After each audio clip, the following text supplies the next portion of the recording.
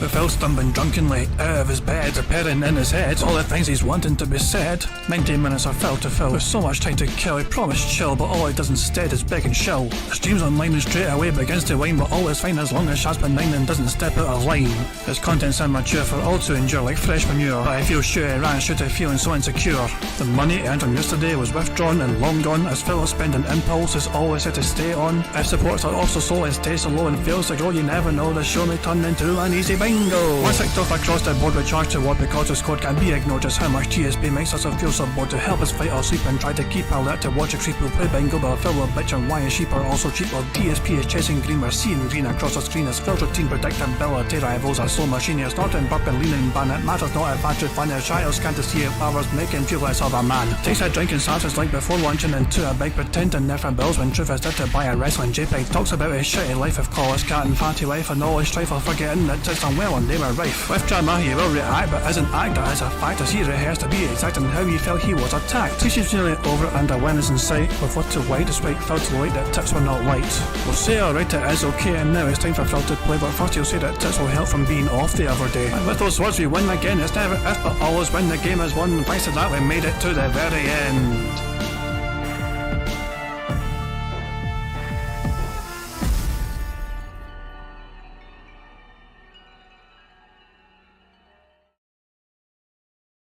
Hey guys, King Jad here, and welcome to DSP Bingo for what is today, Friday the 15th of December 2023.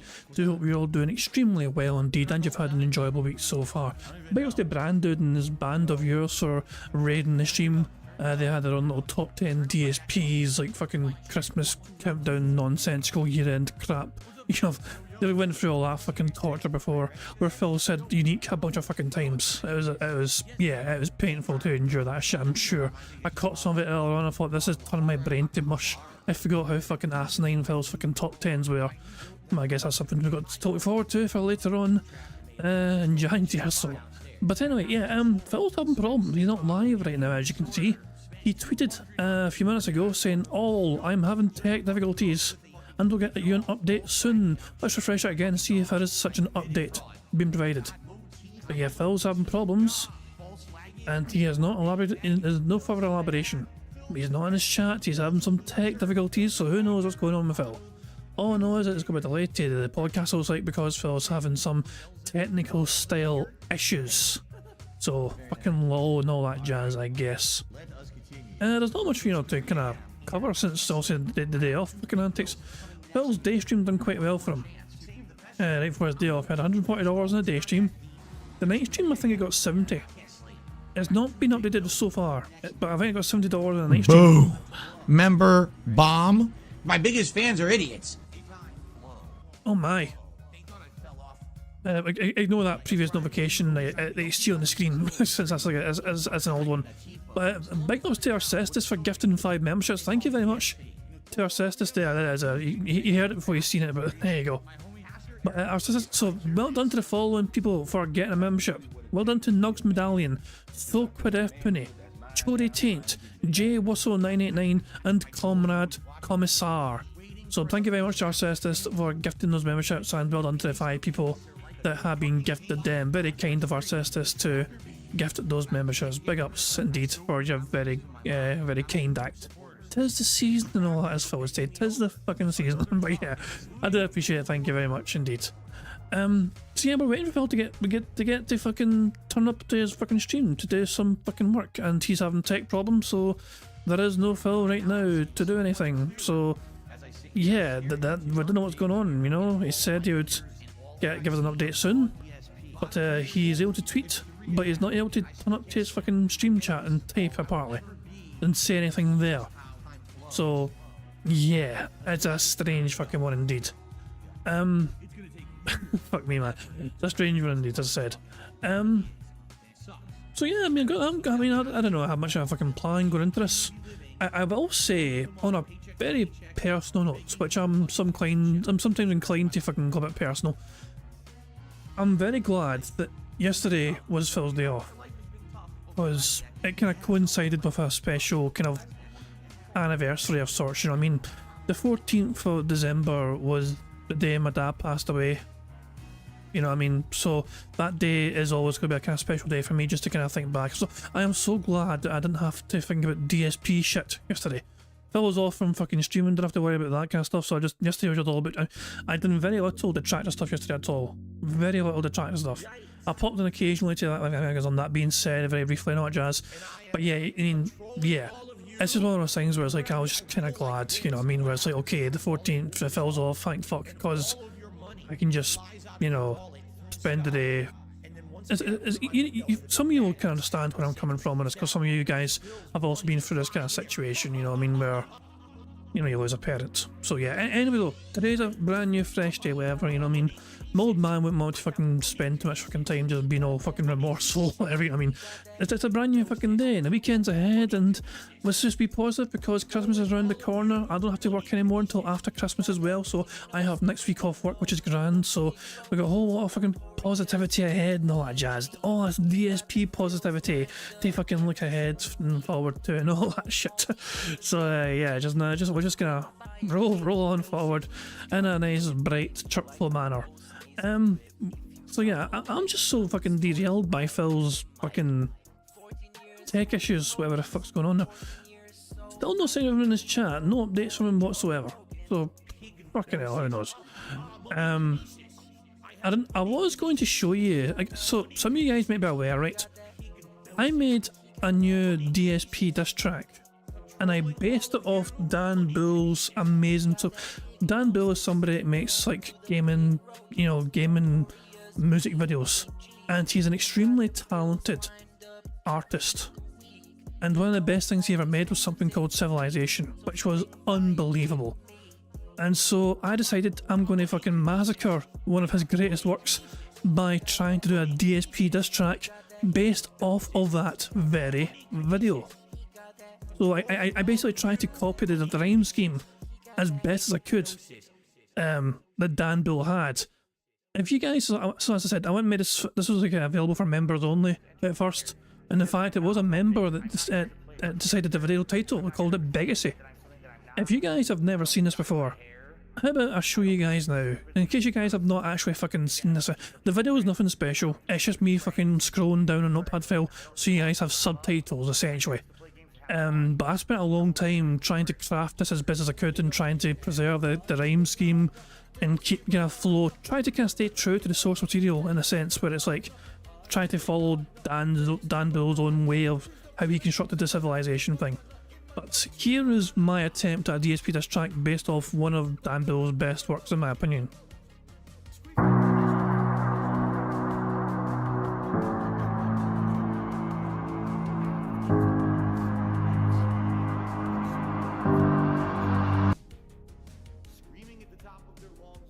That's a good start.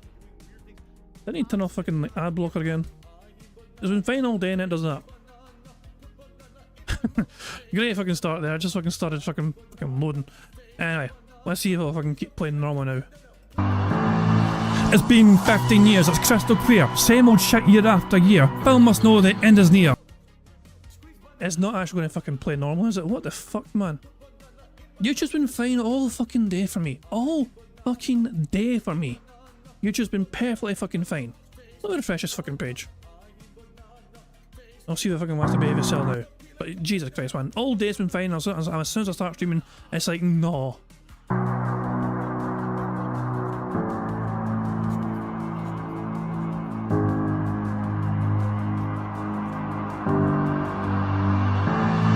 It's been 15 years, it's crystal clear. Same old shit year after year. Phil must know the end is near.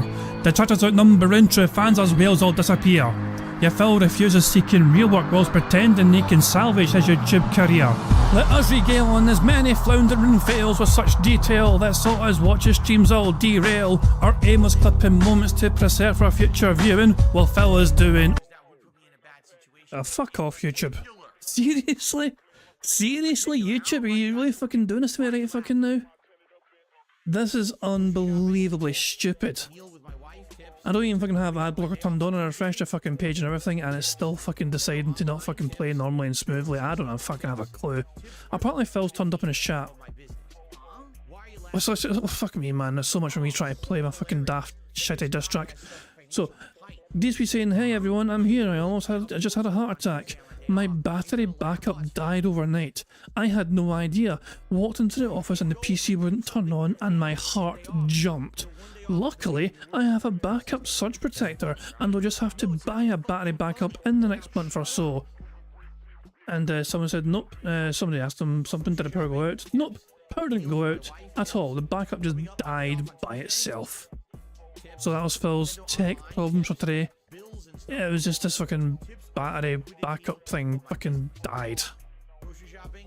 That's fucking incredibly boring shit, I know.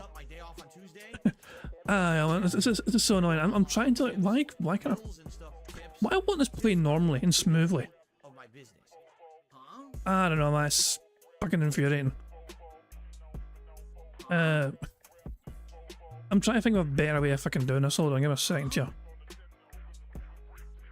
I do have an alternative way of fucking doing this. But give me at least a second here and I'll fucking sort that out right now. Let me get my alternative way going. Yesterday was a really slow day for me on stream. I didn't make I've got a little workaround. It's you guys, and you know. Yes, I'll do a little creative workaround to try and get us fucking going smoothly instead.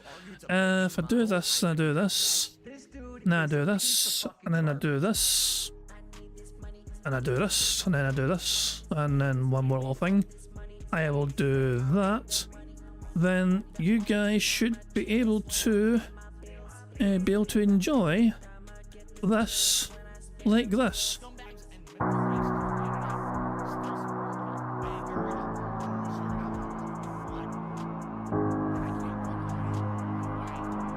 There we go.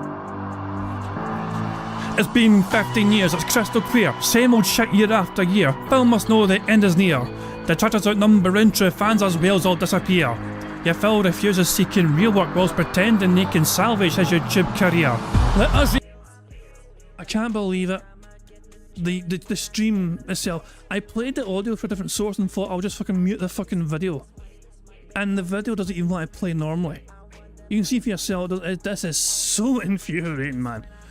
Oh, for fuck's sake. I might just, hold on, I got one more idea, genius fucking idea. I'll just fucking date this way, hold on.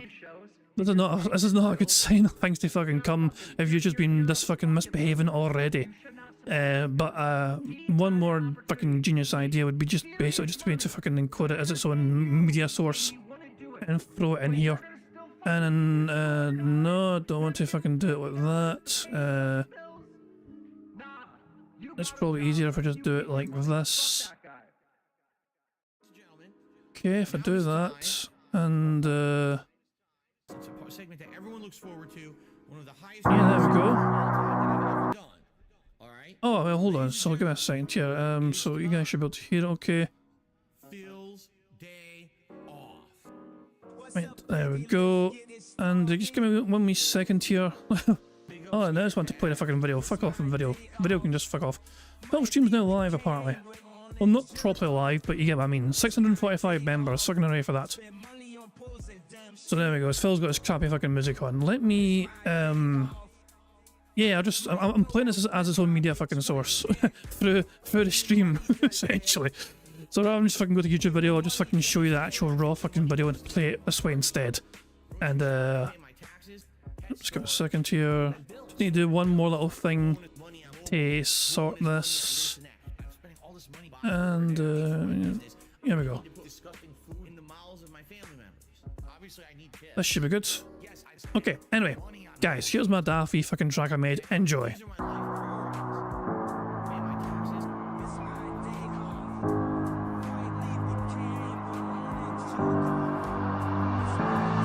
It's been 15 years, it's crystal clear. Same old shit year after year. Phil must know the end is near. The Twitter's outnumbering, true fans as whales all disappear. Yet Phil refuses seeking real work whilst pretending he can salvage his YouTube career.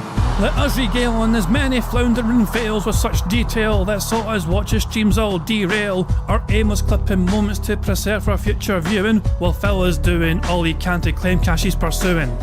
Began with no aspirations to do anything, won his crown with pride as he basked on being a hateful king.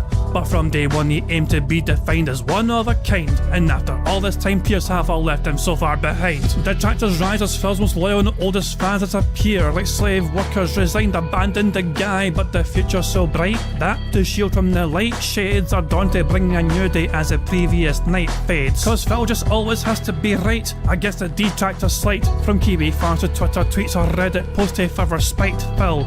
He cries we all lie, claims he will deny, wishes that detractors would all just die.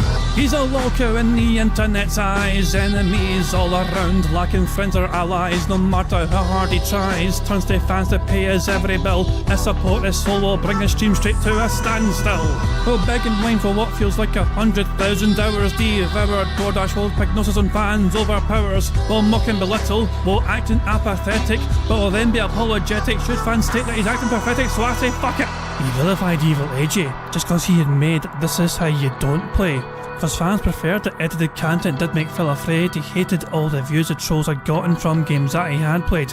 Evil AJ to blame, so Phil would pray for fans to like, comment and then engage, or dropping off the algorithm, further impacting his wage. Looks at his income and can see again he's overdrawn. No matter all the changes, Phil will claim that he has undergone. Incite that his community is where his dents belong. Ignore the white noise, together all lovers are always wrong. Faith in Phil is tested, lurking in the stream chat. Dents invested, then suggested that Phil plays what they requested. You should see how Phil's expression went from joy to sheer aggression. He will question without discretion, and then next day will blame it on depression. Will beg until he's hoarse cause he's due to eat with his horse. If she's not fed, it may lead to a real messy divorce. Now Phil don't care about his lady's ethnic persuasion, as long as the bitch isn't black and certainly not Asian. He treats lovers like she's his mom to cook and clean his mess. A status symbol for Phil to flex to fans to impress. The only flexing's on cast waistline used to look some and fine, but the mass of her ask is so large it crosses the state line. And with Phil in decline he'll pray for some intervention so divine, well he whines like a toxic entitled pig style swine.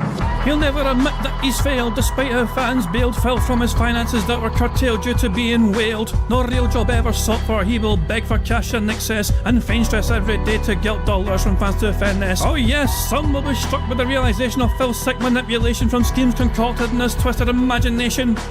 Trust me when I say he'll keep on begging day after day, as seeking real employment is never given serious thought, while spending it all on gacha gaming constantly bought inevitability, hoping he'll change and take responsibility. It's a futility. Trapped in a personal ship purgatorial, playing these games which he's lacking the passion, while begging his fans to be nice and support and encourage it, also compassion. Known as the guy who jerked off on my stream to be what he's remembered for, tries to move on and evolve to show growth, but the effort he'll always ignore because things worth having in life are often earned through hard graft. Years of minimum effort means that he failed to perfect his craft. The times have changed a lot.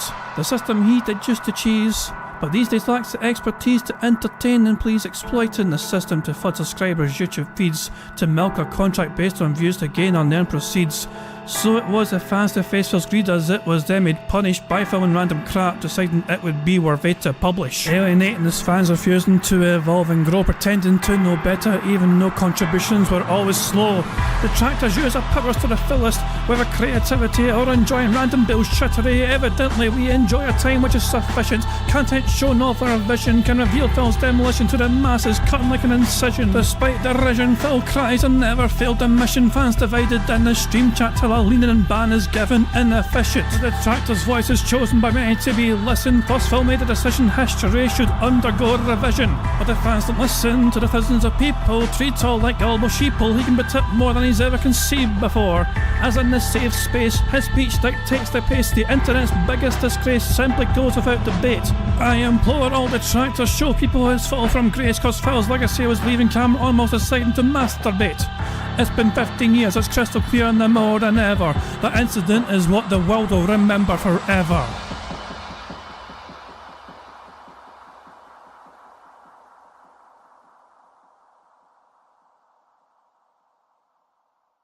So yeah, that was that was what I fucking made. So it's on my it's been on my channel for like a few days now, that one. And yeah, as I said, a lot of time went into trying to craft that as best as possible to be as faithful to the work that Dan Bull had done and the amazing job he did with Civilization track. As you guys have never seen like Dan Bull's like stuff, and especially Civilization, the Civilization video he made was absolutely incredible. Let me fucking play the music again, sorry. There we go. But yeah, I mean, it's incredible stuff that he made. You know what I mean? To me, it's one of his best works, that Civilization, and I linked it in the description of that video. You know, let me actually fucking get that shit for you. Hold on. Fucking play that shit. So yeah, as you can see, there's like links to it in the chat. So yeah, I mean, the link to what Dan Bill originally done is there in the chat right now. Just for comparison's sake, you know what I mean? But yeah, he's made a whole bunch of fantastic ones, and Kill Imp is stating somewhere as well. The Crew, Far Cry Primal, Fallout 4, top 3, they're very good as well, very good. The Fallout 4 one actually was kind of something that inspired me as well, because that was very alliteration based, and one of my diss tracks I done as well was based off alliteration. But the fact that, you know, Dan was able to fucking come up with a whole bunch of different kind of rhyme schemes and clever fucking things with just like, you know, just sticking to one letter constantly for a lot of them was very good as well. But yeah, he has done a variety of very impressive things with his content. So yeah, that was my little random homage, I guess, to fucking the efforts of Dan Bull. But anyway, so yeah, that is what it is. Anyway, so back to today, back to Bingo. Phil is planning to start very, very fucking soon, so we better get ourselves prepared and ready for Bingo. Dido's is asking to have an acapella version, as I have an idea for a remix. I do still have the raw file, you know what I mean, saved. So if you really wanted an acapella version, I could certainly provide that. Although I do fear what you're going to do with it, but I'll see what I can do for you at some point in time, I guess. Talk to me after the stream and I'll try and get something sorted for you. But first of all, Bingo. We're here for Bingo and Bingo related purposes for DSP's nonsensical content. So somebody in chat give me a number. Please, anyone in chat, give me the first number to see or the number I use for today's Bingo card to randomise it. The Human Moon was first with 87. So we're going to enter the number 87. Oh, I didn't mean to take that, my bad. I misclicked. 87. There we go. And of course I'll randomise the Bingo background image as well. Fantastic stuff. So there we go.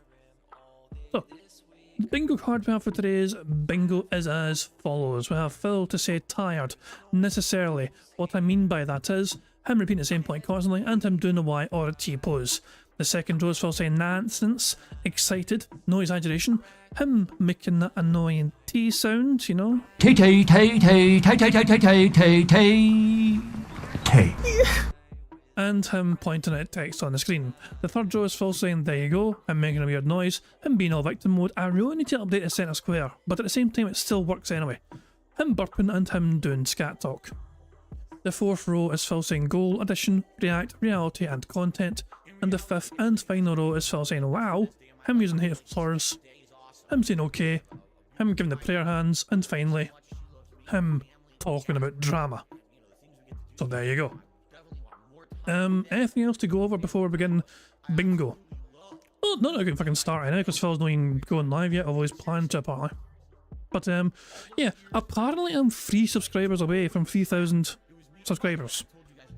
Like, going by my last count, I've got like fucking 2,997 subscribers, which is crazy to me. So I'm literally 3 people away from hitting the 3k mark, which would be fucking amazing. But there you go.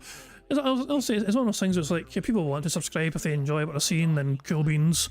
But yeah, it's up to you guys. But there you go. And Phil was messing about in his chat and trying to sort out his playlist apparently. Why is he not starting the stream? God damn, his fucking music, goddamn awful. Jesus, man. Yes, we're just fucking have to. This is gonna be a rough Bingo today. Phil was delayed, of course, with his battery antics and all that shit. I wonder if I can actually tick off anything. Yeah, I have a feeling that we're going to be able to tickle victim mode very quickly, because Phil's going to fucking cry about him being so unfortunate and unlucky that he's got to get a brand new battery thing because his one failed and died on him. And Phil's about to begin the bingo right now. As you can see, he's preparing his intro. Before Phil even properly begins the intro, let me briefly go through the bingo rules and all that jazz. The aim of the game is to try and get 25 out of 25 on the bingo card you see before you on the screen. And let me just pause, Phil. Fuck you, Phil. So, of course, if we do get 25 out of 25 on the bingo card, one of you guys can potentially win a prize, but only if you leave a comment on the community post, which is linked in the description of his live stream. I cannot reiterate that point enough, because so many people don't seem to fucking understand it sometimes. It's bizarre to me. I repeat it so often. But as long as you leave a comment in that community post, which is linked in the description of this very live stream right here you're watching, then you could be in with a chance of winning a prize if we get a full house on the bingo card. Now, there's a variety of ways for us to get free spaces on the bingo card. For example, if Phil snorts 20 times or burps 10 times before he starts recording for gameplay for YouTube, that will give us all a free space. And these things can double up as well. So, for example, Phil can snort 40 times to get a second free space, or, you know, burp 20 times to get a second free space, and so on and so on. If Phil gets 100 likes from his audience and blows bubbles from him before he starts recording for YouTube, that too will give us all a free space. And finally, if we get 100 likes on this very bingo stream right here, not only does that give us a free space as well, but you guys also get to enjoy the bubbles animation, that Pixar animation so very kindly made for us all to enjoy to celebrate hitting that 100 likes milestone. So there you go. I think we're ready to rock and roll and get on with the show. Hopefully it will fucking go well, hopefully with no issues or mishaps today.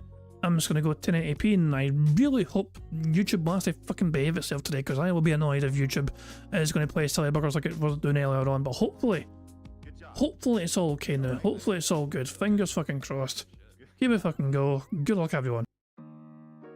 Of course, as soon as I press play, start.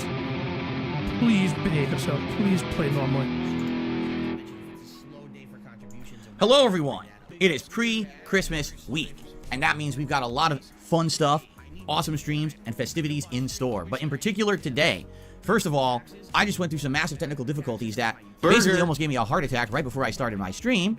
Plus, we have had a bingo background recently, I'm pretty sure, so I'm going to I'm going to shuffle it again.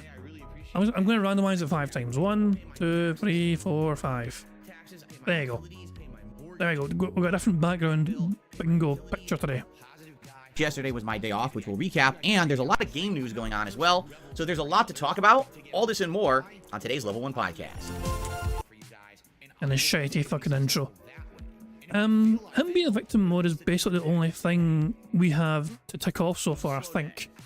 Don't think I missed anything else. So yeah, good start though, you know, 1 down, 24 to go, fingers crossed, here we fucking go, let time go. Good luck everyone.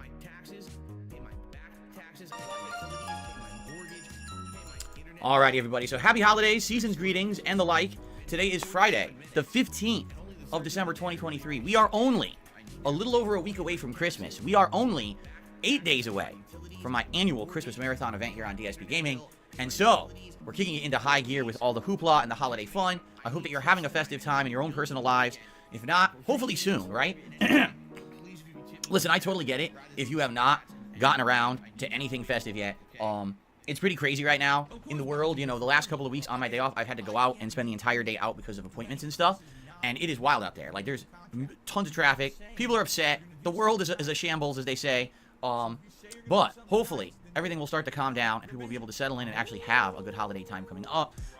For me, as you know, this time of year, we're usually wrapping stuff up. Meaning, usually this time of year, there's not a heck of a lot going on. But this year, it's the opposite. Because this year, I just started playing the game of the year, Baldur's Gate 3, which of course everyone is excited to see me continue and see how the playthrough goes. Plus, I've got other ongoing playthroughs, interesting events going on. Like tonight might be the final stream of Street Fighter 6 that I do for a while, which would be crazy because it's been part of my regular schedule pretty much since June. So, a lot of stuff going on, and obviously I'm excited to jump back in. But before we even get to any of that, I had a crisis this morning. So basically, here's the deal. When I have my day off, alright, I make it so that everything is usually lined up so I do not have to come into this office at all on my day off, okay? So, you know, what was it? Wednesday night, we had our Modern Warfare 3 stream, which, by the way, if you didn't see Modern Warfare 3 on Wednesday night, People voted for multiplayer. I unlocked the dual Renetti handguns. That was the best night I've ever had. More kill streaks. One game I had 3 Juggernaut kill streaks in a row. I actually got my first ever chopper gunner. And in a single match, I got 40 kills. Okay? If you want to see me go ham, because I was being silly, I was singing Christmas songs and everything while I was playing, check out the Modern Warfare 3 videos from Wednesday night. You're going to have a great time. It keeps going. It's like a faucet that's dripping. I can't turn it off. I can't make it stop. Then I'm like, damn, my post-nasal drip is going. My sinuses are inflamed. My throat is gunked up. What is going on here? Damn. Snort. Sorry, my bad. I had it muted, but I'm fine now. Phil didn't die, it was me, I forgot to unmute. So I'm trying to determine, I thought the scientist won bingo last time because their name was on the list. And their ball won, their marble ball won. Give me a second here and I'll try and find that stream that the scientist won. Give me a second here, because I know they won. Like, we celebrated with a big prize they won and everything. I'm very confused because the scientist is trying to say that they didn't have... They're not signed up for it. So, I don't know, what stream was it again? What one was it again? Can we even mind? Can't even mind which one it was. I really should take a note of when it was. I have a note of like the winners, but I don't have a note of when they fucking won it. Jesus man, when was this again? It wasn't that one. You think it was Sunday? So Sunday would have been what day was Sunday again? The 10th. Give me a second, you know, I'll check. Shut up my fucking stream. Yeah, we had a stream on Sunday. Yeah, the 10th. You might be right with it. The 10th.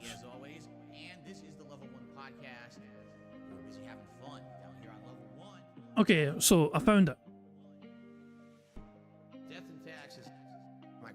So hold on. If it's not a scientist, then who is it? Because this person won. Who's that? If that's not a scientist, who is it? Like, I mean, I don't know what this is, but I thought it's a scientist. So if it's not a scientist, then who is this person? Because they're Marble 1, that's all I know. So apparently it was Ishikawa Kasumi. So says the scientist. Well, in that case, well done to Ishikawa Kasumi. Has anyone seen them lately? The bizarre thing is, it's not as if this is not just me. There's multiple people that are in this that are kind of regulars, kind of, that have these symbols. There's a fox as well, and there's Dare Bear, who has his own name at the end afterward, to be fair, but he has symbols as well. It's like, so there are multiple people that do have symbols like this in their name, so it does confuse my tiny brain. Okay, so I'm going to take a note of that actually, and I'll try my best to get in touch with him that way. So it wasn't the scientist that won. My bad. I'm so sorry, scientist, by the way, for that confusion. I didn't mean to get your hopes up or anything. But you say it's Ishikawa Kasumi. Okay. So you're taking saying that's actually Japanese for the scientist. Oh, I'm so fucking confused then.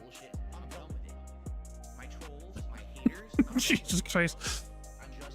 Oh my, I'm so fucking confused. I'm so fucking confused.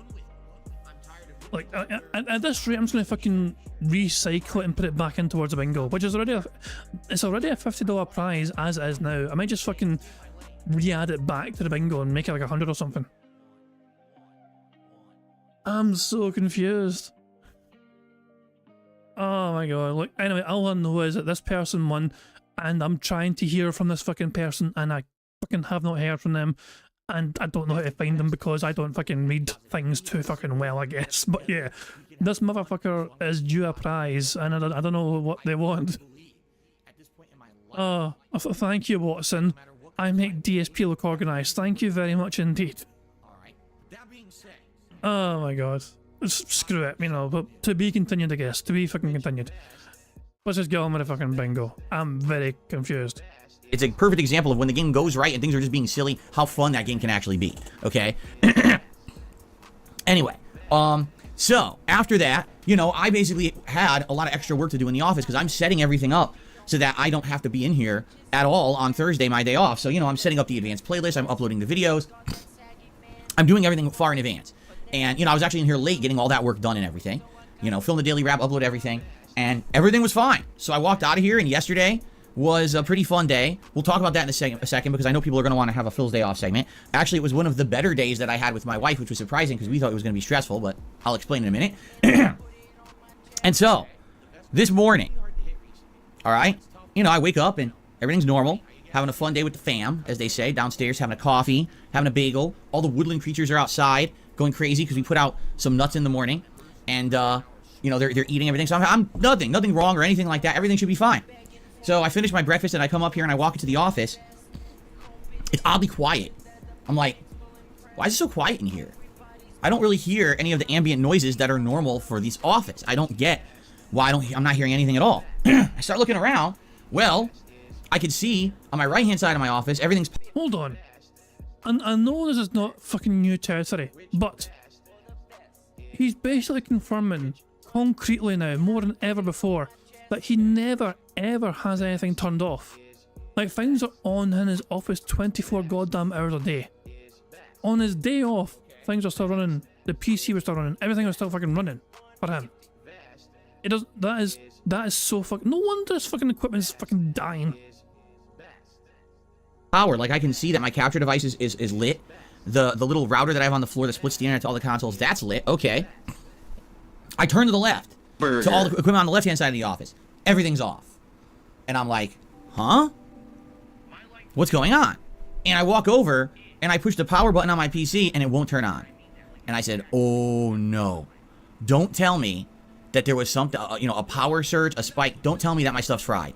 Like, not only, like I said, it wasn't just the PC, but other stuff too. I was like, oh no.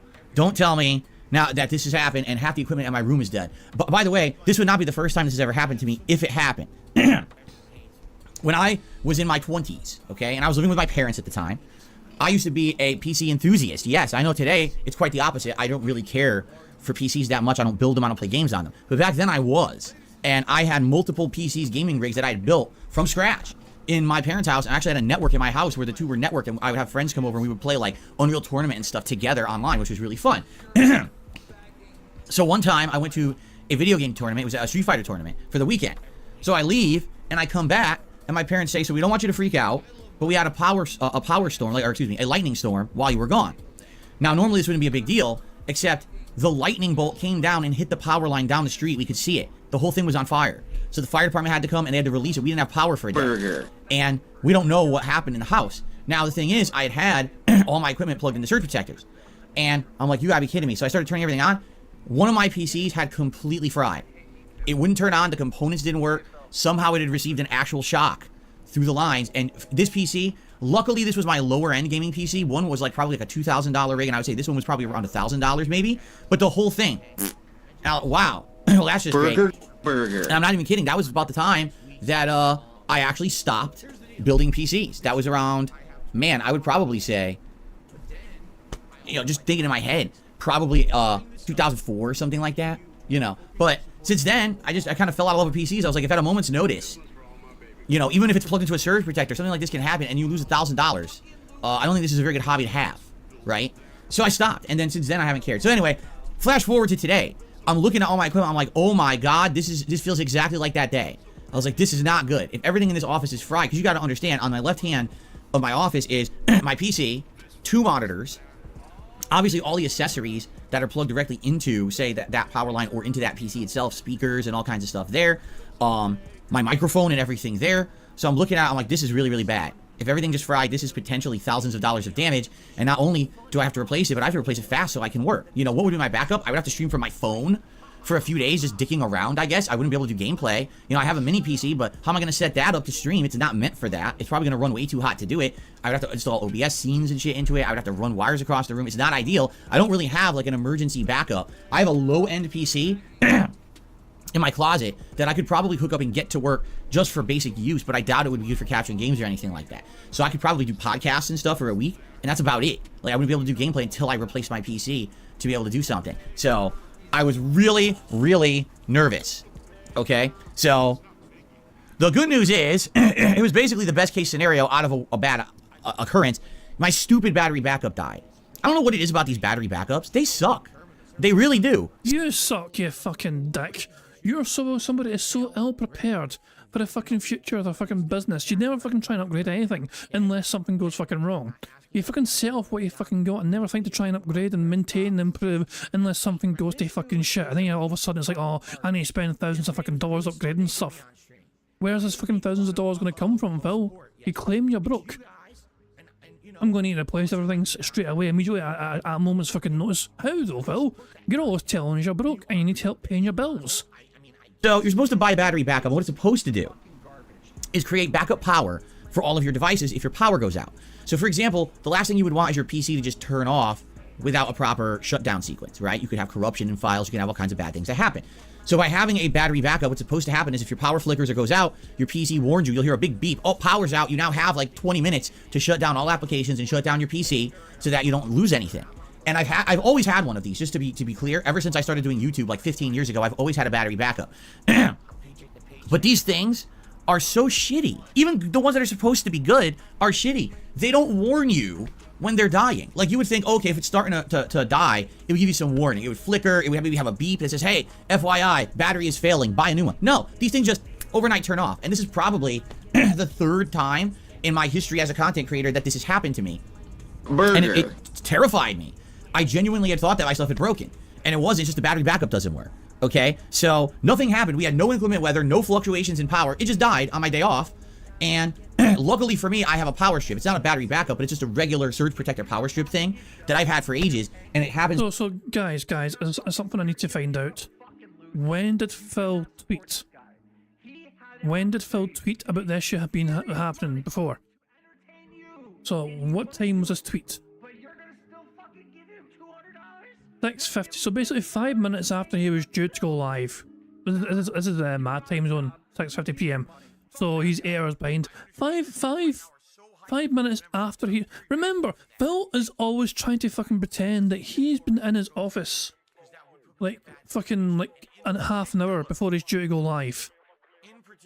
If Phil Burnell is to be believed, he was sitting in his office all this time without giving anyone any updates whatsoever while he's trying to rectify this a whole 30 minutes or so at least until this point in time. And then he decides, right up to this point in time, oh, I'm having tech difficulties, I'll get back to you with an update soon. No, Phil likes to fucking pretend he's in his office bright and fucking early and then just gets all things prepared to fucking get ready to go. Nah, he turns up basically when it's time to fucking stream. With no preparation whatsoever. Nothing set up, nothing like it. He just turns up in his fucking jammies and basically just hits start streaming and plays his fucking shitty playlist with all this crappy fucking artwork going on. There's no way that he can try and fucking pretend that he was sitting in his office for 30 fucking minutes and then decided to give everyone an update because things were going to shit. There's no fucking way, I'm not buying it. I mean, also, I didn't buy it anyway, but it's just like conclusive evidence that Phil provided. You know, this is like the fucking nail in a coffin. Where he does not fucking turn up to fucking his stuff 30 minutes in advance to get it all set up and going and get everything prepared and all that shit. Garbage. Absolute nonsense. To be an extra one lying around. I was like, okay, thank God I have a backup there. At least now for the short term, I can plug all my stuff back in. I can get the setup up and running again. And at least we can work. And what I'll have to do is over the next few weeks, I'll see what's on sale. Usually they have post-Christmas sales and shit like that online. I'll see if I can find one that normally maybe would have been a good one, but it's on discount or something like that online, because these things can be pricey. Like you can get a cheap one for under $100, and usually those are terrible. Like usually those have like no features. They have failures and stuff like that. You could get one for like $1,000. I'm not kidding. Yes, you could buy a battery backup for like $1,000, but that's more like if you're maintaining a server farm with a lot of valuable data and you don't want any of that to corrupt, so you want to have something that gives you like 2 hours of backup time if your power goes out, which I don't need. Like I literally just need it to warn me if the power went out so I can run up here and shut everything down or whatever and then leave. That's it. That's all I need.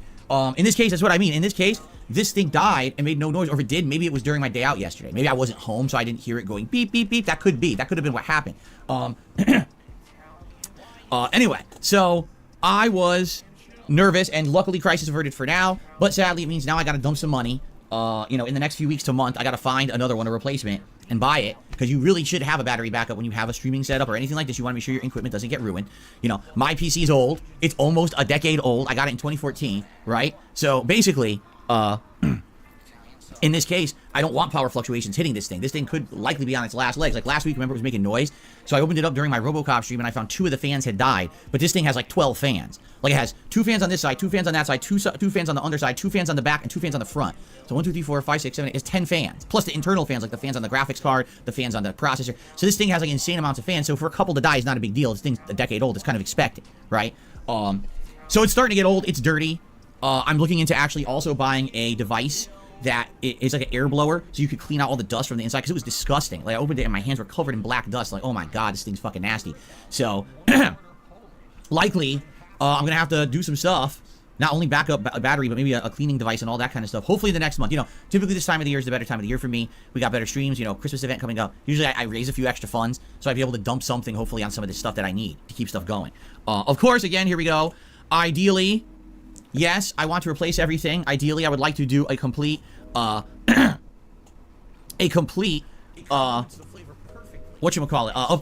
Whole new PC. We talked about it last year. Never got around to it. And the good thing is, it's a good thing we didn't, because I've heard that now PC components not only have advanced, but have gotten a lot cheaper. Remember a year ago, everyone was still doing that cryptocurrency bullshit with their graphics cards, and now apparently that's crashed. Like the cryptocurrency market's crashed. So now apparently PC components are a lot cheaper. So maybe when I'm finally around to doing it, maybe next year, it'll be a lot cheaper. Instead of looking at a $3,000 PC, maybe we're looking at like a $1,500 PC that does the same thing. That'd be pretty amazing. So I guess we'll have to see. Okay. So anyway, that's my story for that. I mean, crisis averted, thank goodness, and it's not a big deal. Everything's working. It's plugged into a surge protector. I just need to get another battery backup. But it scared me. I almost pooped myself. I'm not gonna lie. If everything had died, like it's one thing if one component dies. If the PC dies, that would really suck. Like no exaggeration. For a day or two, I'd have to be streaming from my phone temporarily. Like I'd probably find a way to mount my phone over here where the camera is and try to do a stream or two. And then I'd probably have to like mess with like either the mini PC or my old backup PC, which is over a decade old, just to get basics. Like if I could just film the podcast or just a show where I talk to you guys for a few days until I can figure something out, like to order a new PC or something. You know what I mean? But we'll see what happens. Hope for the best. Oh yeah, BattleDuck says the GPU manufacturers are still riding the stupid price level wave. They're keeping their stock short, so they're scumbags. Got it. Just like the gasoline provider. Oh Jesus! I had a feeling you were turning up at some point. So a wild prophet appears. I have a question. Why was it running on battery back? Yeah, I mean, it's his day off, so why is it even turned on in the first place? Like everything, like even if the battery dies in the battery backup, it's still, if the power is working, like his breaker's not tripped or anything, it's still going to provide power through surge protection. So why did it not turn on? Something's up, and he's not admitting something here. There's a piece of the story is missing. More than likely, he tripped a breaker in his office somehow. I mean, I'm not, as you know, I'm not very tech savvy, so I don't know. I'm just confused why. Well, obviously, we're used to him leaving things on, but the big question is why does he leave things on all the time to run all the time in his office when he's not using it? Wouldn't it make far more sense to turn this crap off in the first place, and then when you're ready to use it again, turn it on so it can basically have a fresh reboot? Yeah, like I'm at home I'm at work right now. All my stuff is at home is off. As it should be. Yeah, exactly. Like you're not using it. Don't have it on. Exactly. And he's like, saying he wasn't using it. Why is it on? And is it on for his day off when he's out? It's not being used, surely, because he's not running anything, is he? So, not unless his forums are fucking required to. Yeah, like he's not streaming or anything, so why is everything in the, like he walks in the office, oh, it's really quiet in here. What? Like we realize, like, his Xbox, his PlayStation, his Switch is never turned off, his TV's always on, his computers, his laptops, everything's on. But it's like, Phil, how long has it been running on battery? Like, I guarantee you, for the battery to die that quickly, especially in an idle situation, like he has his laptop probably plugged into it, he probably has his PC, 2 monitors, his modem, and that's it for his setup, for his streaming setup. That's the only thing he uses it on. I think he said he's gone through like 3 of them in the past 10 years or something. I think he said like 3. That's a lot. That's a lot to go through. I've had one for 8 years and I've never had to replace the batteries yet. I don't know, it's just, he's always got to run in constantly 24/7, it seems. It never seems to turn on At properly. idle So. though, this could have been The running. fan's been running. He banged the shit out of it. That's why he hasn't turned his computer off. Oh, a random probably DDoS He's afraid of appears. it dying. Yeah. But like, it's weird because it's like, how long has it been running on battery? I give it at max 72 hours. It's just it's so. Because if it's it's so just strange. idle streaming, like I've had my power go out during when I'm streaming before, and I'll get maybe 4 days out of it. Because I sent you a link to the one that I use, because the one I Yeah. use is pretty good, it's pretty decent. But like, I'm sitting there and I'm like listening to Phil, and I'm like, how long have you been running on battery for? Because if the battery is good, and it kicked into battery, then how long has it been running on battery for? Like 3 days? Like, so prior to Phil's day off? And David Anderson's asking what about rest mode for console? He never sets it into rest mode. I've He not just lets heard. it sit on the desktop. It probably does go into rest mode after like what's this? What's the Maybe an hour or two. what's the for- save? Yeah, and after a certain amount of time, it just might automatically fucking do it. Yeah. Yeah, like it'll automatically dump into. I think it's like 30 minutes or whatever, and then it kicks into sleep mode. Yeah. But there's a portion of the story that's missing that he's not admitting, and there probably was like a power surge or his power went out and he didn't know. Yeah, and as D-Dog So- said earlier on as well, he beat the shit of it the other day as well. He just Oh, yeah, smacking it like, to try and silence the When he fans. was smacking that fan or whatever, and it's like, Phil, the fan is either off its bearing or there's a cable that probably got stuck on the fan or something is hitting the fan. Jesus, man. It's like, I don't walk up to my PC when it's making a weird sound and just start smashing it. Grog smash. It's like, where's the sound coming from? Grog smash. Like, holy shit. Like, this is just. And he's also into a hard PC bag, but it's not like. It's not a PC bag, it's an entire stream setup bag. Pretty much, yeah. And he's like, oh, maybe it'll be cheaper next year, hooray. And apparently it's not going to be cheaper, so the fucking manufacturers are all scumbags because they're trying to keep things as expensive as possible to try and maximise profits. Welcome to capitalism, Phil. And also, he's one PC parts, he's wanting to talk as well they're about not complaining about cheap. prices, because like, considering what he charges his audience for fucking daft shit like fucking vests and hats and not shit, and he's complaining but these fucking manufacturers charging outrageous prices. Oh my god. And he'll drop a few $100 on an arcade fight stick for no apparent reason. But like, PC parts right now are not cheap. RAM isn't bad. RAM's actually really low. SSDs are going back up in price. CPU prices are high. Video card prices are high. Motherboard prices are out of this fucking world right now. So like, they're not like I priced out a PC for Phil the other day. I wanted to see like I should probably do a video like a 2023 redux of Phil's new PC.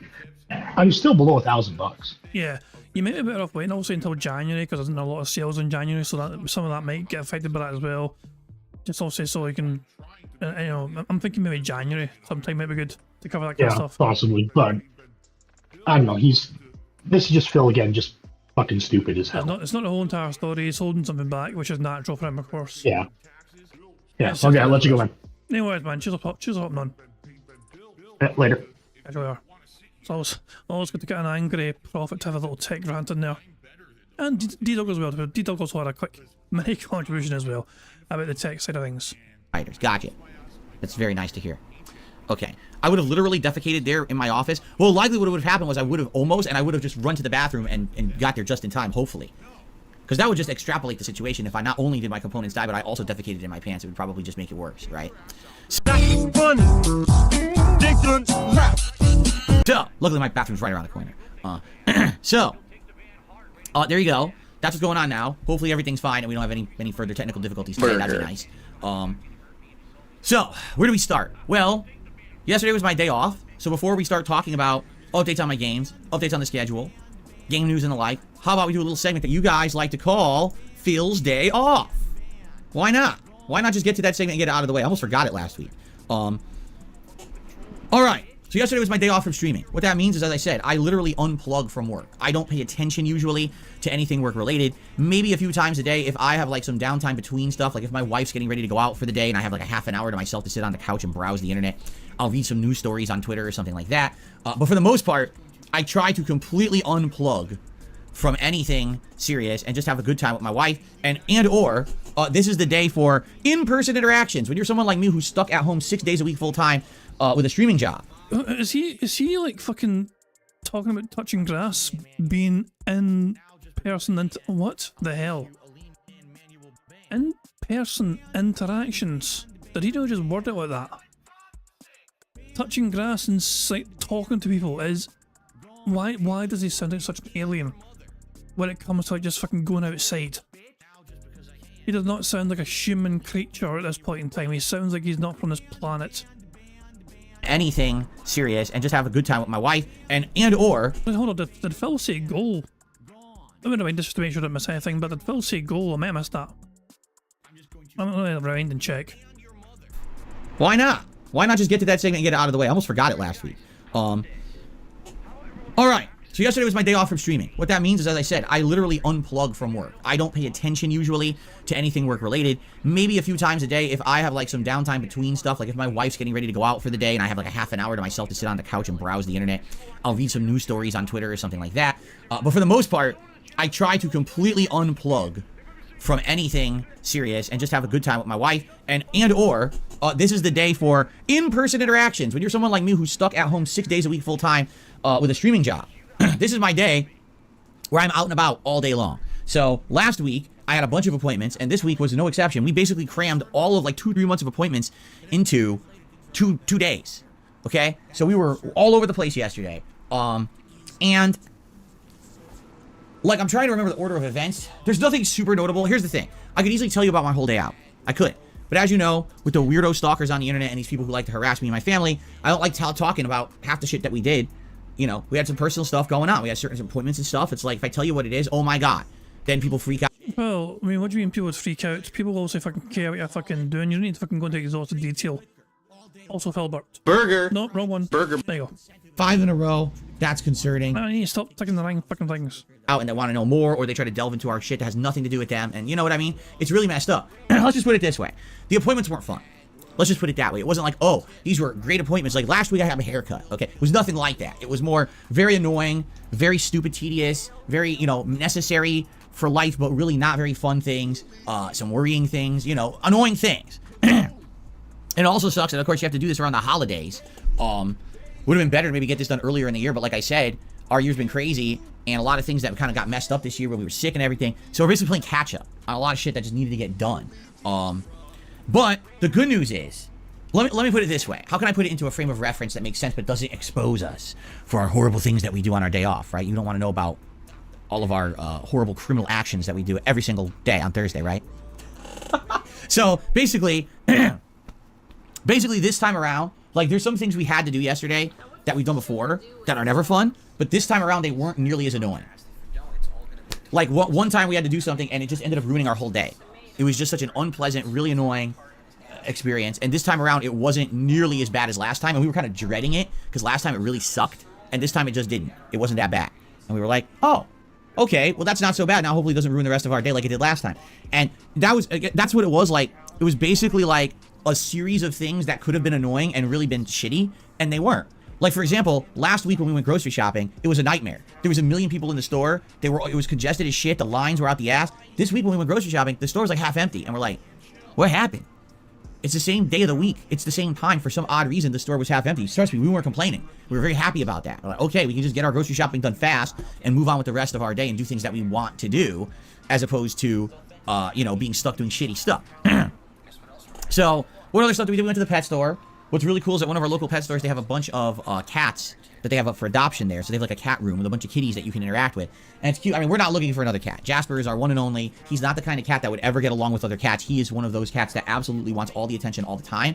And if something else is taking up the attention, he actually acts up, like he misbehaves to get attention so that you'll give it back to him. Which obviously is not ideal, but it's just life. Certain cats are like that, right? So in regards to Jasper, no, we're not looking for another kitty or anything like that because we know that it would basically upset him. I'm trying to turn this green. There we go. But we do like looking at other cats and interacting with them. And they had a bunch of they had some kittens, they had younger creatures and stuff. It was pretty good. It was a pretty good time out playing with these kitties, and we had some errands and shopping to do, but it wasn't annoying. That was the thing. Like, it ended up not being very annoying, which was good. You know, we had to get a few things for the house and stuff like that while we were out. And while I was out, I did get something that I'm going to try as a taste test during my holiday marathon. It's going to be the last thing we do together, actually, during the holiday marathon, kind of the conclusion video. It's basically a dessert. It's a holiday dessert, the likes of which I've heard before, okay? I know about this from, like, holiday lore. I know about it, but I've never once tried it, and they had it at a store, and I bought it, okay? So, this will be pretty cool, because I'm excited to see what this will be. We've done this on previous Christmas events, Christmas holiday marathons. Not last year, because last year, by the end of the marathon, I wasn't feeling good, actually. Like, my stomach was killing me. But other years, we've done things like fruitcake, Stollen, little mince pies. So every year, we usually do something different. Last year was the year where we didn't. But I'm excited to try this, I said tomorrow almost. Next week. It's actually a week from tomorrow is a marathon. So it's going to be cool. So we did a lot of stuff, and we had the option, you know, we either could have eaten out somewhere, or we could have gone home and ordered in. And the thing was, we were exhausted. Last week, on our day out, we didn't get home till like 9 p.m. Like, it was really late when we got home, and we were super tired. And we didn't want to have a day out like that this week. So we ended up getting home. I think, I want to say we got home around like 6:30-ish. And then as we were unpacking all our stuff, we ordered some food in, and we actually got some Indian food. It was good. I always get, whenever we order Indian food, I typically order like a veggie curry, because it's an opportunity for me to eat vegetarian food and enjoy it. I almost never eat vegetarian food at all. I always get some kind of protein. But whenever we order Indian, I try to make it a point to get vegetarian, because it's good food. So one of the few things I would actually eat vegetarian style. So I got this one. It was potato and peas in a curry that was kind of spicy. And my wife got chicken tikka masala. We got some naan bread. You dip in your curry, which is super good. And we got some veggie samosas. So they were delicious. It was good Indian food. And then, so listen to this, because you guys always ask, you know, what kind of stuff do your wife and you do together when you're not on stream? You know, what's your personal life like? And I always answer, well, sometimes we watch some TV, sometimes we listen to some music, but I never really give you specifics, all right? Today, I actually have some specifics, because yesterday, my wife is looking for something like a game to play. Excuse me. My wife is looking for a game to play, all right, until next month, because next month, there's going to be some games out that she's interested in, notably Like a Dragon Infinite Wealth. She's super excited for. Like, she's stoked. That's her first big game of 2024 that she can't wait to play. All right? But in the meantime, she's looking for some stuff, and she has Game Pass just like me, and she jumped on there, and they had, get this, Goat Simulator 3. Now, this is a game that came out last year. Now, I didn't play it, but I was interested in it. I said it looks funny. Maybe it's a game that I should play, but we never got around to it. So she says, you know, I've heard it's pretty funny. Let's try it. Let's play it, right? So she got it, and she starts playing it, and that game is absolutely hilarious. That game, it's silly fun. It's not anything super serious at all. It's literally a mess around, enjoy, like, it's a relaxing, have fun, don't take it seriously, and just laugh your ass off style game. Are there some challenging things? There absolutely are. There's platforming stuff that's tough. There's certain things you got to do that are a little annoying. But at the same time, like, the game is hilarious. Like, for some odd reason, the goat can drive vehicles like it's Grand Theft Auto. It steals vehicles, it drives around. Like, what? It's got silly references to, like, IKEA and other stuff in it. It's just got all these, like, references to stuff in real life that are hilarious, but it's got over-the-top zany humor and stuff. And of all things, how funny is this? The hub of the game, like where you go to unlock levels for the goat and stages and challenges, is a giant gothic castle, which my wife loves gothic castle-style stuff. Like, she likes medieval stuff, knights and stuff. She likes fantasy games. She likes Dark Souls stuff.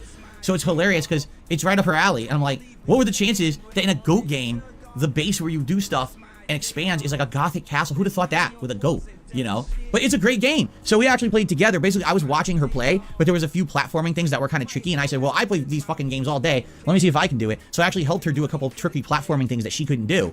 And there was this one particular thing that really annoyed us. There was a challenge, and it said, do a 720 double backflip or double forward flip. Okay, so 720 means 2 rotations. Do it. We kept doing it. It never counted.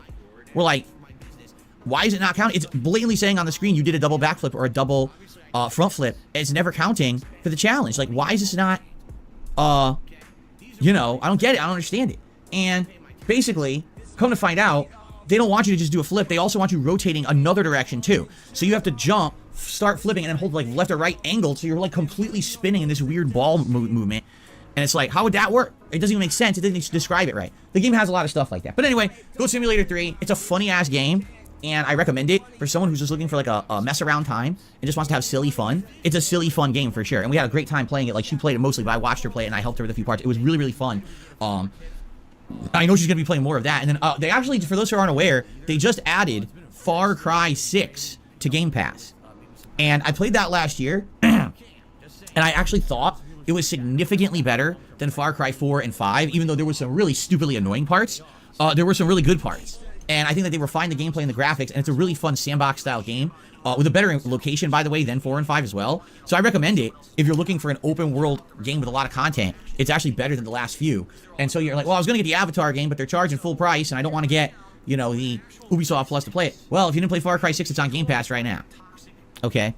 So there you go. So that's really was our day off. Nothing too crazy, except we were just out and about all day again. We got home and we ordered some Indian food, played some Goat Simulator 3, had a relaxing day after that. It was pretty good. All right, there you go. Now, you know what? What we're really looking forward to is that was it. Like, we had our 2 big weeks out where we had to run around doing a million errands and stuff. Now we're done. We don't have to do crazy stuff anymore for the rest of the month. So next week, our day off is the day home. I'll still have to go out and run some errands and stuff. But for the most part, a lot of it will be stay home relaxing. And then after that, it's Christmas week. So, there you go. Okay. There's your Phil's Day Off segment.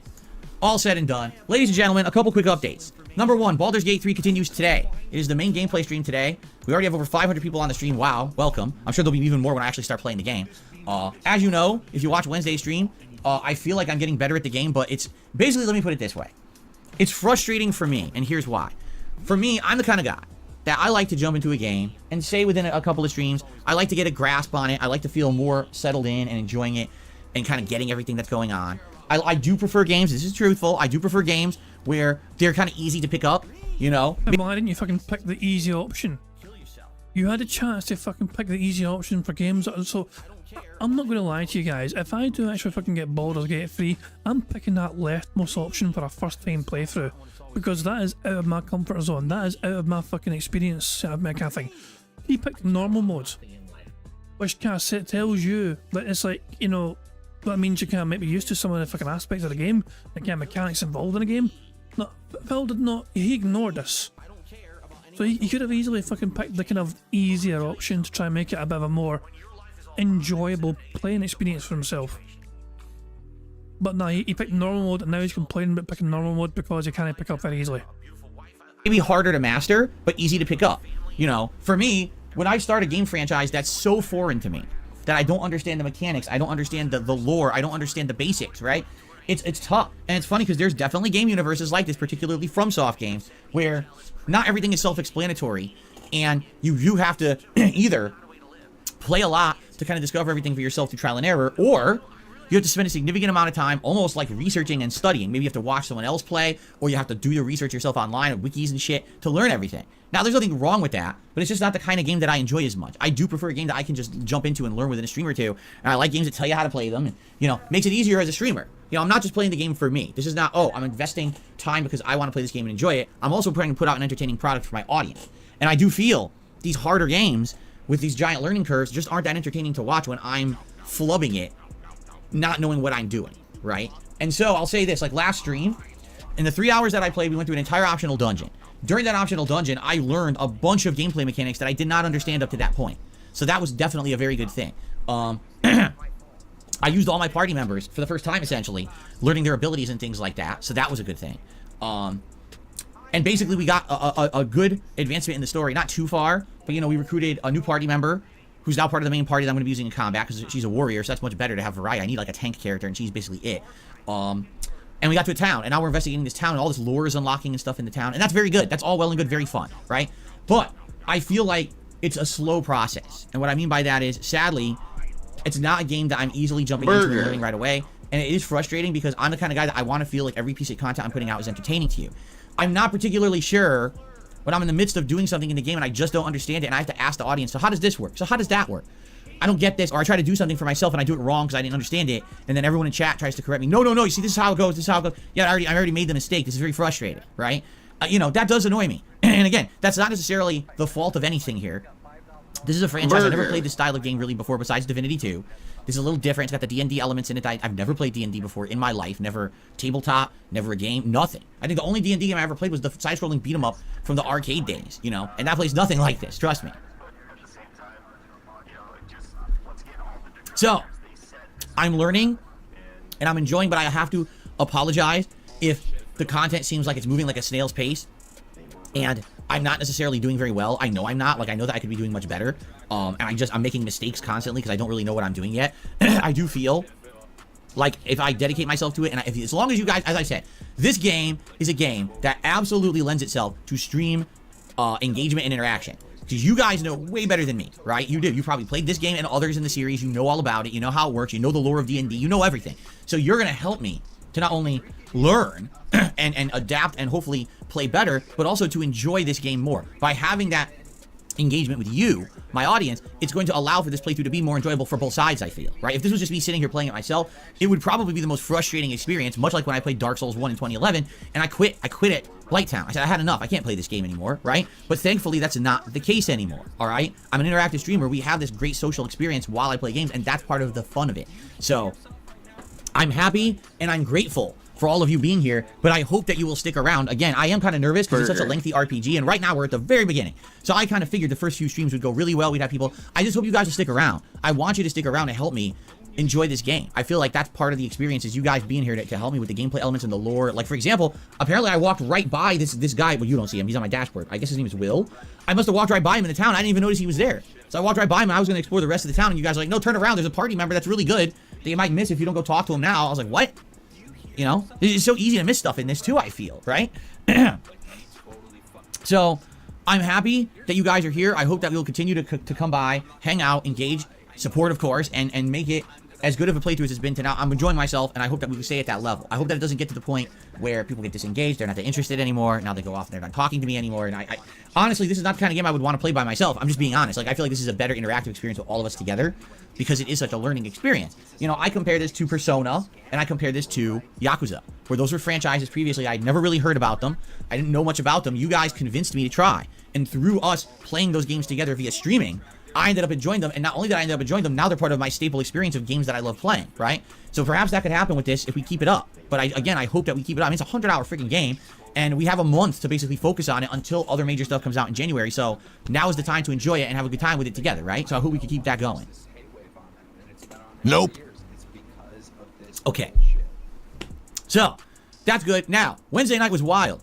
On Wednesday night, I played Modern Warfare 3, and we had a poll up. Did you want to see Warzone or did you want to see multiplayer? And the poll ended on multiplayer, and of course, then when I booted up multiplayer, people voted the other way and said they wanted Warzone because they're contrarian jerks.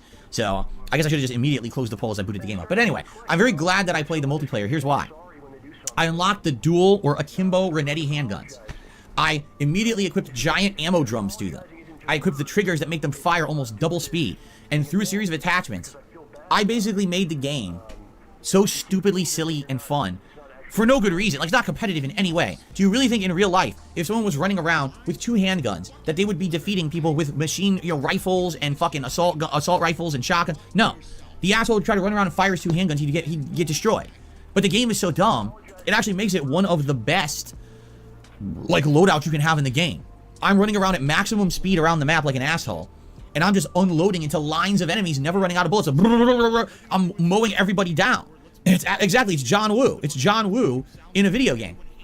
It makes no sense that it should even be in there, but it's so brokenly fun. I had, no exaggeration, the best night of Modern Warfare 3 ever. I had the most kill streaks, the best kill death ratios. One match, I had 40 kills, like 29 captures, because I believe it was kill confirmed, and like 10 deaths. So it was like a 4.0 kill death ratio, insane points.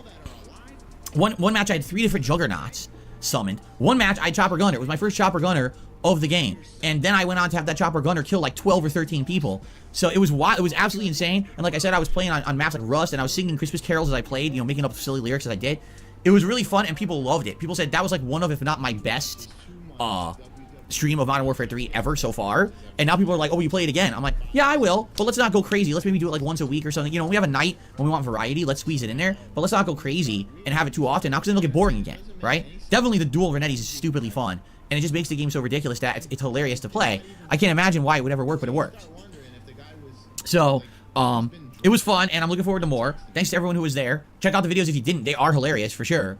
And more coming this week, okay? Speaking of which, now, let's get to this week. So today, more Baldur's Gate 3. So welcome everyone, all 497 of you. Apparently I lost viewers. That's great. All 497 of you who are here for Baldur's Gate 3, welcome. Once this podcast ends around like 12:45ish, we'll jump into Baldur's Gate, and excited for that. I don't know what we're doing today because, we're heading into this town that I got into, and it seems like there's multiple quests there. I mean, obviously there's a new party member to recruit, as you guys had told me, but I guess there's one area where there's a bunch of animals and druids. I guess you could talk to the animals. There's another area with another quest. There's different things to do. We're looking for a healer to try to get these weird mind flayer parasites out of our body. I guess that's the main plot right now.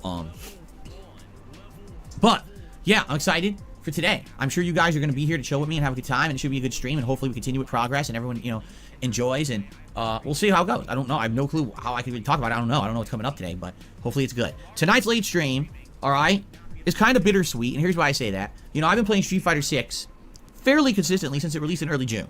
There was about a month there where I barely played it because I was so inundated with all the new releases, right? I didn't really have time for it, and in addition to that, I got sick, so I had to play catch up and all that, so I didn't play it for like a month. But then I brought it back in November, and ever since November, this last month, I focused on Dalsim, got really good with him, hit Master Rank, and then I hit a wall because the game plays like shit at Master Rank, which is... That is not why you fucking hit a goddamn wall. You hit a skill check.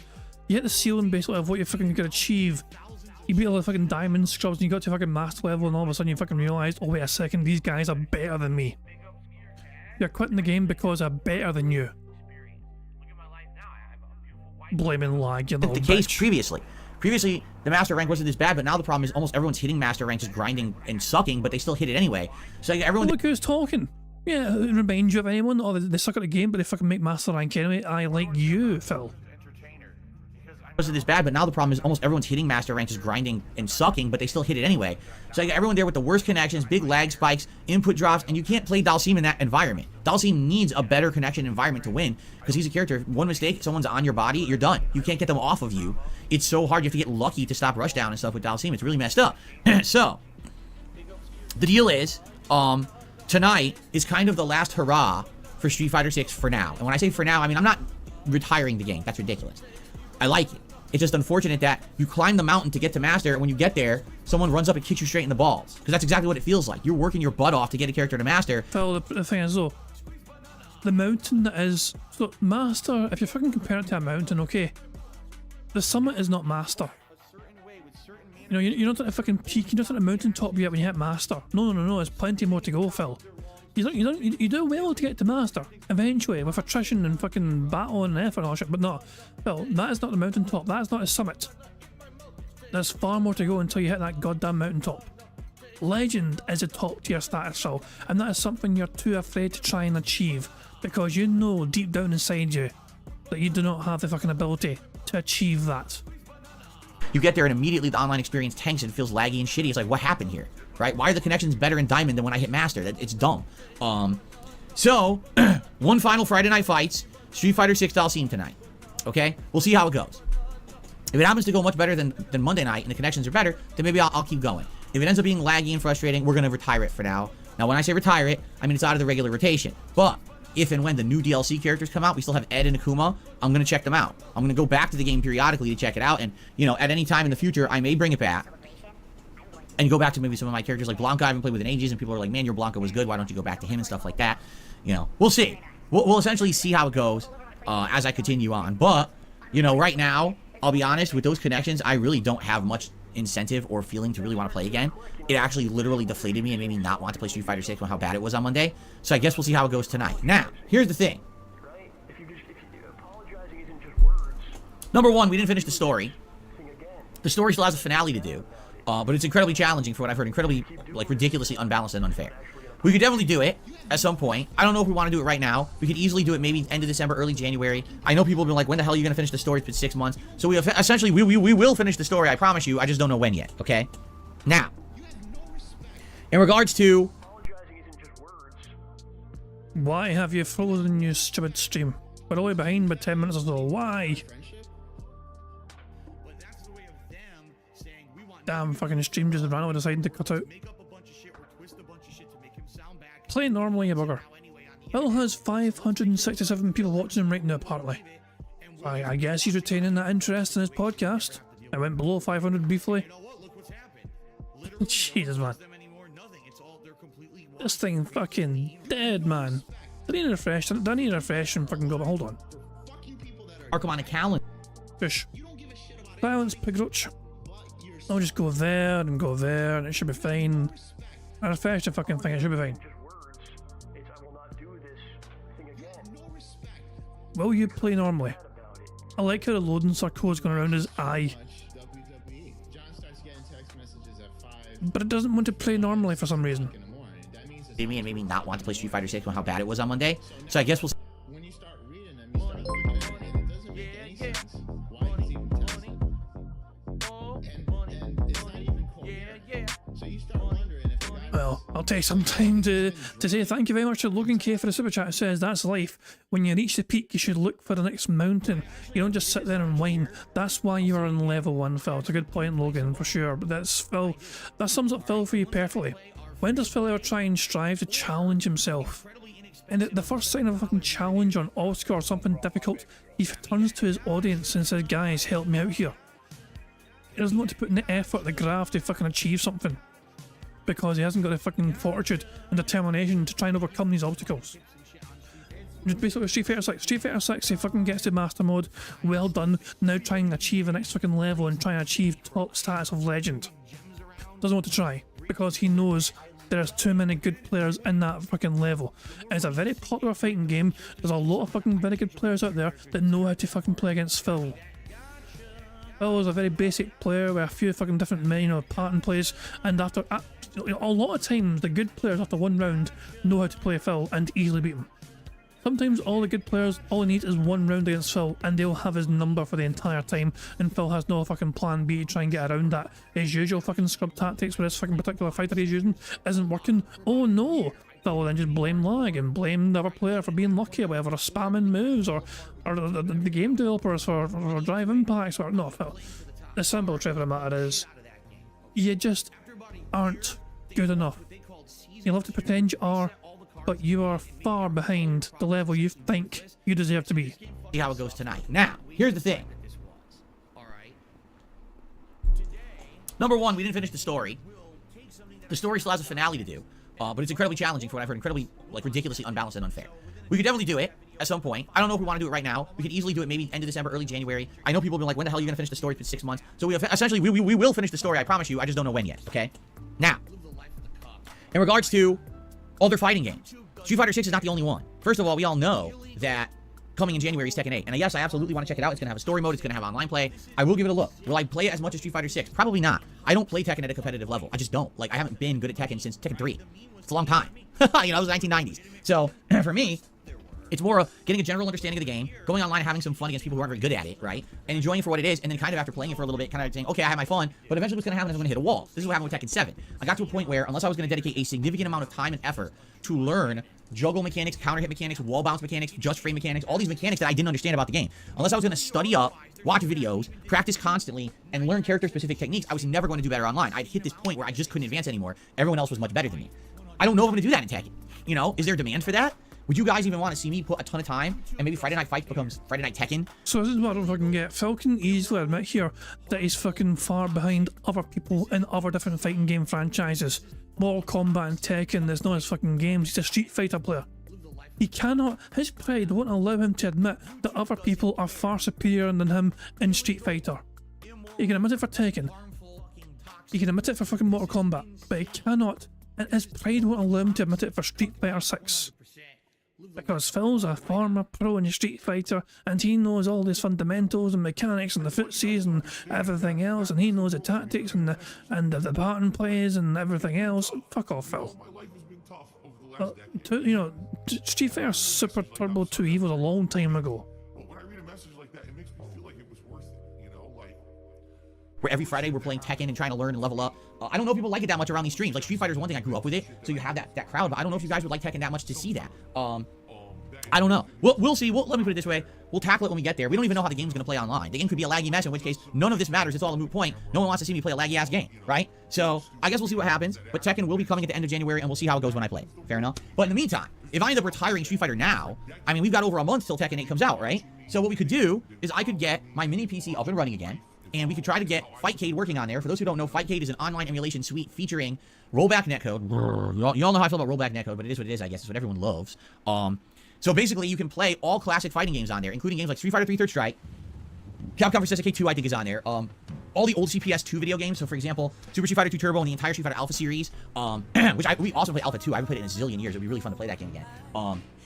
But also the Versus series of games, all the way up to Marvel vs. Capcom 1, I believe, is on there. And I love those. X-Men vs. Street Fighter, oh my god, it's one of the most fun games ever made. It's so brokenly, hilariously fun. Every character has an infinite, including Dalsim has a stretchy leg infinite. I'm not kidding you. He can kick stretchy legs across the screen and get you to the corner and juggle you with infinite in the corner. It's hilariously silly. It's a great game in that regard. It's just so fun. So, if I can get Fightcade working, right? We could play a variety of fighting games every time. Like, we could do like twice a week. We do Friday night fights and one other night. And every time it could even be a different game. Like, there's so many retro games. I could jump between them. Your favorites. I could play a little more. But I'd be down for that. That'd be pretty fun, I feel. But we gotta get it working. And someone actually sent me, I want to give a shout out. Someone sent me a guide on how to do it. I don't have time right now to sit down and figure it out. Maybe over the weekend. Maybe I'll have a chance to sit down and try to put time into it. Maybe somebody sent DSP Prova's video, because Prophet made a video explaining how to get Fightcade set up. Wouldn't it be quite ironic if fucking DSP has seen Prova's video based off someone else sending Phil the video? No. Lucky Gremlin says Fightcade has tons of cheaters. I would not recommend it. Well, you do realize that. See, this is the double-edged sword. All right, this is absolutely the double-edged sword. If you want to play retro fighting games, right?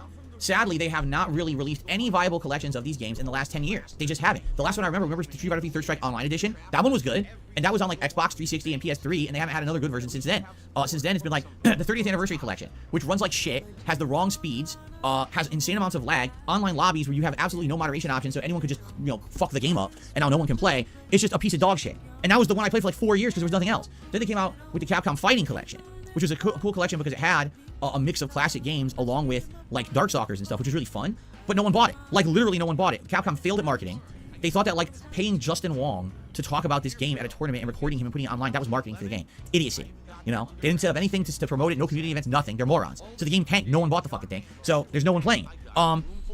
So essentially that's the problem, is right now there's no 5 in a row. that's concerning viable way to play the classic fighters online.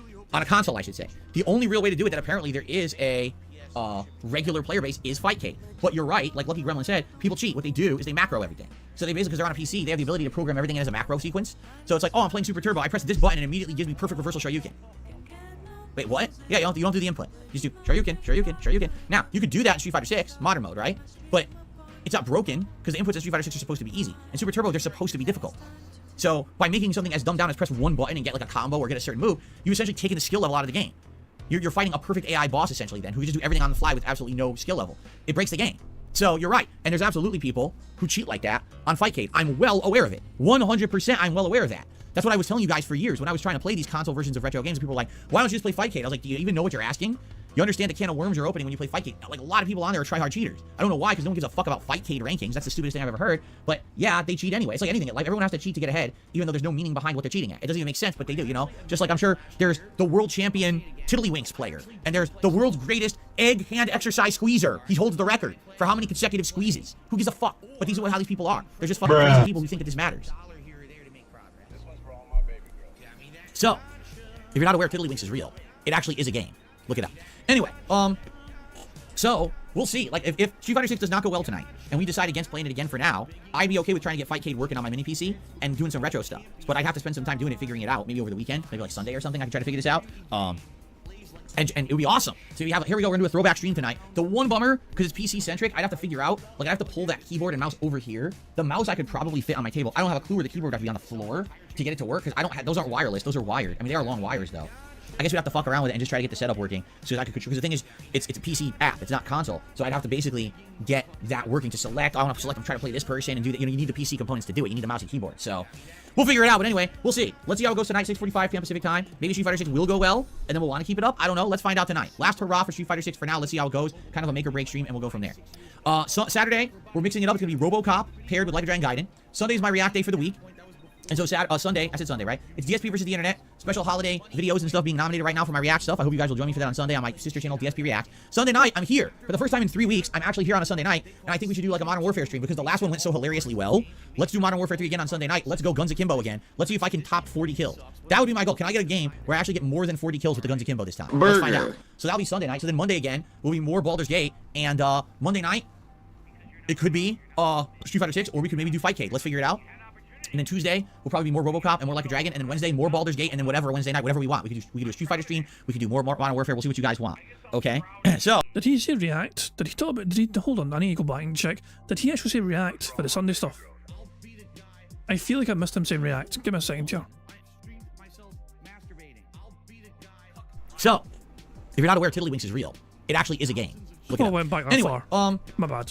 So, we'll see. Like, if Street Fighter 6 does not go well tonight, and we decide against playing it again for now, I'd be okay with trying to get Fightcade working on my mini PC and doing some retro stuff. But I'd have to spend some time doing it, figuring it out. Maybe over the weekend, maybe like Sunday or something. I can try to figure this out. And it would be awesome. So here we go, we're gonna do a throwback stream tonight. The one bummer, because it's PC centric, I'd have to figure out, like I have to pull that keyboard and mouse over here. The mouse I could probably fit on my table. I don't have a clue where the keyboard would have to be on the floor to get it to work, because I don't have, those aren't wireless, those are wired. I mean, they are long wires though. I guess we have to fuck around with it and just try to get the setup working so that I could control, because the thing is, it's a PC app, it's not a console. So I'd have to basically get that working to select, I want to select, I'm trying to play this person and do that. You know, you need the PC components to do it. You need the mouse and keyboard. So we'll figure it out. But anyway, we'll see. Let's see how it goes tonight, 6:45 p.m. Pacific time. Maybe Street Fighter 6 will go well, and then we'll want to keep it up. I don't know. Let's find out tonight. Last hurrah for Street Fighter 6 for now. Let's see how it goes. Kind of a make or break stream, and we'll go from there. So Saturday, we're mixing it up. It's going to be RoboCop paired with Like a Dragon Gaiden. Sunday is my React day for the week. And so Sunday, I said Sunday, right? It's DSP 5 in a row. That's concerning. versus the internet. Special holiday videos and stuff being nominated right now for my React stuff. I hope you guys will join me for that on Sunday on my sister channel, DSP React. Sunday night, I'm here. For the first time in 3 weeks, I'm actually here on a Sunday night, and I think we should do like a Modern Warfare stream because the last one went so hilariously well. Let's do Modern Warfare 3 again on Sunday night. Let's go Guns Akimbo again. Let's see if I can top 40 kills. That would be my goal. Can I get a game where I actually get more than 40 kills with the Guns Akimbo this time? Let's find out. So that'll be Sunday night. So then Monday again will be more Baldur's Gate, and Monday night, it could be Street Fighter 6, or we could maybe do Fight Cake. Let's figure it out. And then Tuesday will probably be more RoboCop and more Like a Dragon. And then Wednesday, more Baldur's Gate. And then whatever, Wednesday night, whatever we want. We can do a Street Fighter stream. We can do more Modern Warfare. We'll see what you guys want. Okay? So, there you go. That's the streaming week. Radical Jaw says we can check out the DLC characters when they come out. I already said yes. When the DLC characters come out for Street Fighter 6, I'm still going to check them out. I own the Season Pass. Absolutely, I'll go back at that. At the minimum, I'll go back at those points. But I may go back other times as well. All right? Okay, but now, guys, this is the final week before Christmas. Okay? Next week is Christmas week, which means next week is totally different. So when I'm off from streaming on Thursday. When I come back on Friday the 22nd, it's a normal streaming day. It'll be Baldur's Gate 3 and something on that night, whether it's fighting games or not, we'll figure it out depending on how this week goes. All right? Saturday the 23rd is my Christmas marathon event. All right? It's going to look just like this. Ready? Hold on. This is what it's going to look like and sound like. Live from Rockefeller Center in New York City, it's DSP's annual Christmas Spectacular. What will I be doing? Well, allow me to tell you what I'll be doing. All right? Number one, I'll be in festive Christmas attire, much like you saw right there in that little promo.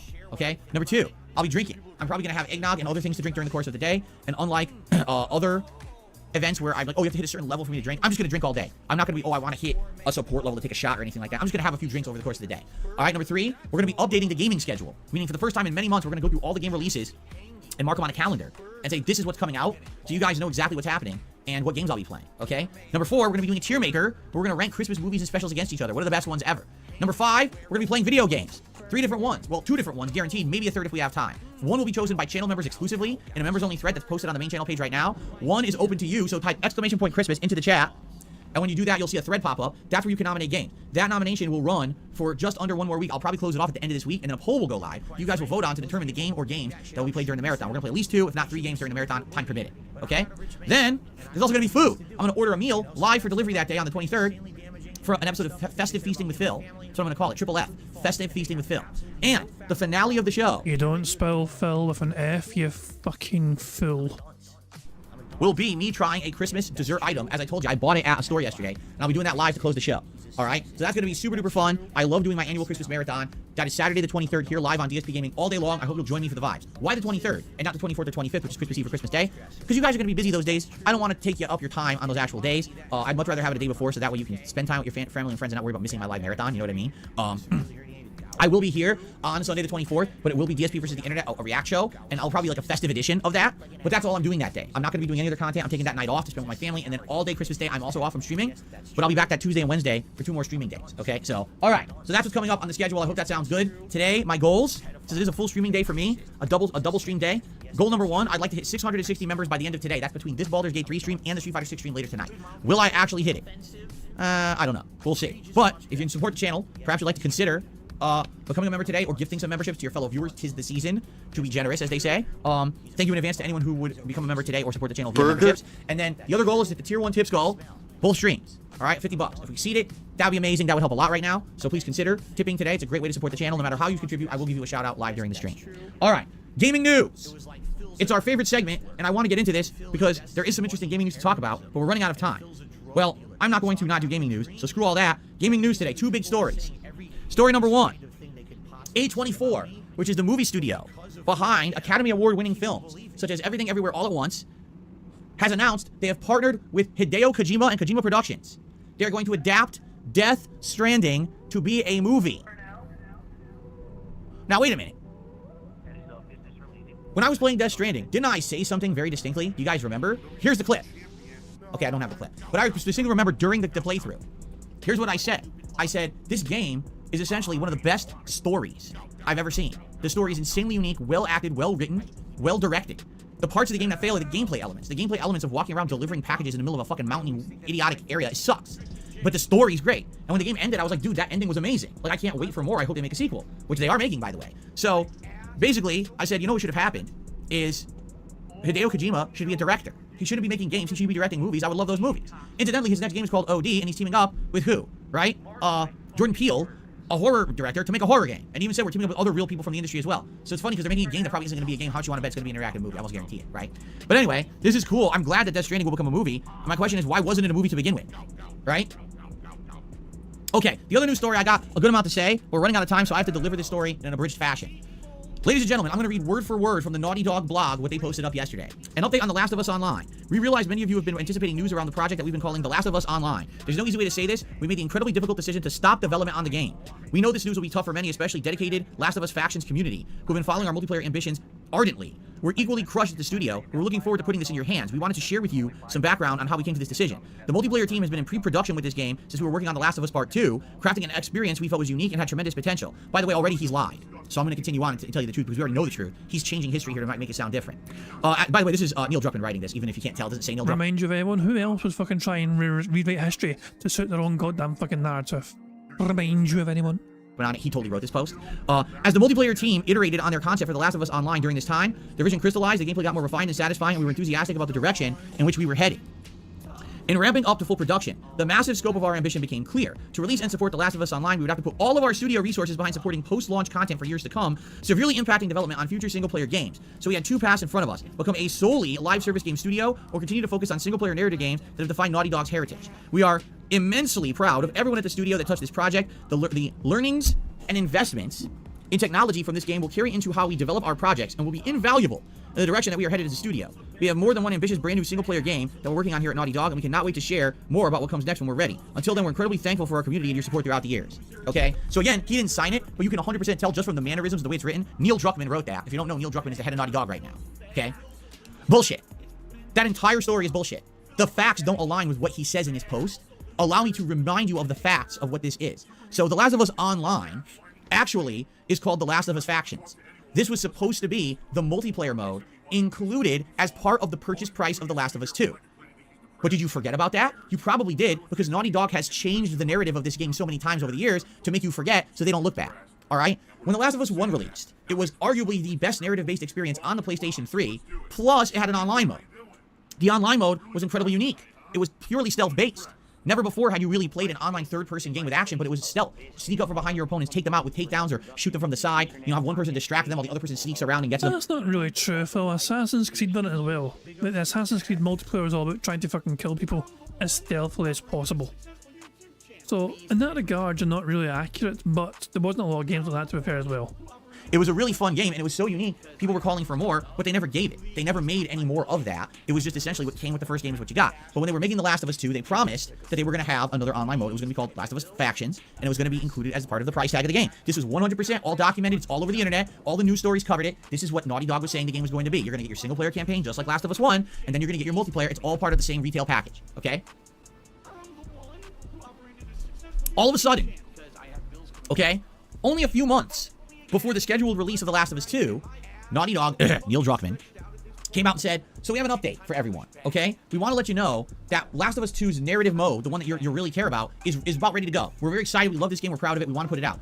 But the online just isn't ready yet. So what we're going to do, we're going to ask for your buy-in that hopefully you will buy this game and still play it with the promise that in the future, we're going to provide you for free a downloadable update of The Last of Us Factions. So you're going to get the multiplayer later. Buy the full game now for full retail price, and we promise you that somewhere down the line, you will get the multiplayer, okay? Again, this was 100% promise. It's in writing. It's all over the internet. You can find it from years ago, but it's funny, no one talks about it as if it never happened. Like everyone forgot, like we all had our mind wiped. Men in Black came and flashed us, and we suddenly forgot that this was all promised and supposed to be included with the money we paid to play Last of Us 2. Because the entire time I was playing Last of Us 2, all right, I didn't really like the story. I liked the gameplay elements. I liked the graphics. I hated the story. I'm like, in the back of my mind, well, even if I don't like the end, at least the multiplayer's coming, right? And I love the multiplayer of The Last of Us 1. So The Last of Us 2 comes out, and what happens? The entire game blows up on the internet. Drama about, oh, it's too progressive. It's got leftist overtones. Neil Druckmann's trying to push his agendas down everyone's throat. On the flip side of that, Neil Druckmann turns it into a pro-progressive campaign. A buy of The Last of Us 2 is a strike against these bigoted haters, these prejudiced people on the internet. Every person who hates this game is a bigot and a prejudiced asshole, so buy the game for the cause of good. He literally said that. He even said that year, vote for The Last of Us 2 at the Game Awards, because a vote for the game is a vote against the haters. Then he had to remove all the social media posts about it because he looked like an asshole, but he'd already said it. Okay, so basically, all this stuff goes on, and what ends up happening is the game sells like crazy, and it becomes Game of the Year because the journalists love progressive themes in video games. So the game gets Game of the Year despite the fact the story's actually fucking horribly written and atrociously executed. It's one of the most convoluted, poorly paced, poorly timed stories I've ever seen in my life. Starting in the middle, going back, going forward, going back. It's confusing as fuck. The game sucks. Story-wise. Gameplay-wise, graphics-wise, I loved it.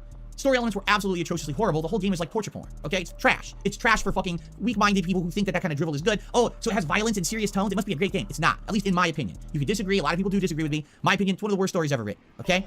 So the game comes out, all this controversy, all this shit, okay? All of a sudden, you hear an announcement the next year. So what happened to the multiplayer? Where's Last of Us Factions? Oh, we have an update. There's no more Last of Us Factions. The Last of Us Factions has now expanded upon our original scope and vision. We decided that now it's going to be called The Last of Us Online, and it's going to be our own game. Now listen, we know we had promised to you that you were going to get this Factions for free, as part of if you bought the original Last of Us 2 game, but you have to, as a fan of ours, you have to give us the benefit of the doubt. We are doing the right thing. Rather than give you a half-finished, not really well-done multiplayer, or just attack-on mode, we want to make this a fully-fledged online experience, therefore it's going to be its own game. And we know Oh, what the fuck is Barrett Wells linked? That's gonna be dangerous.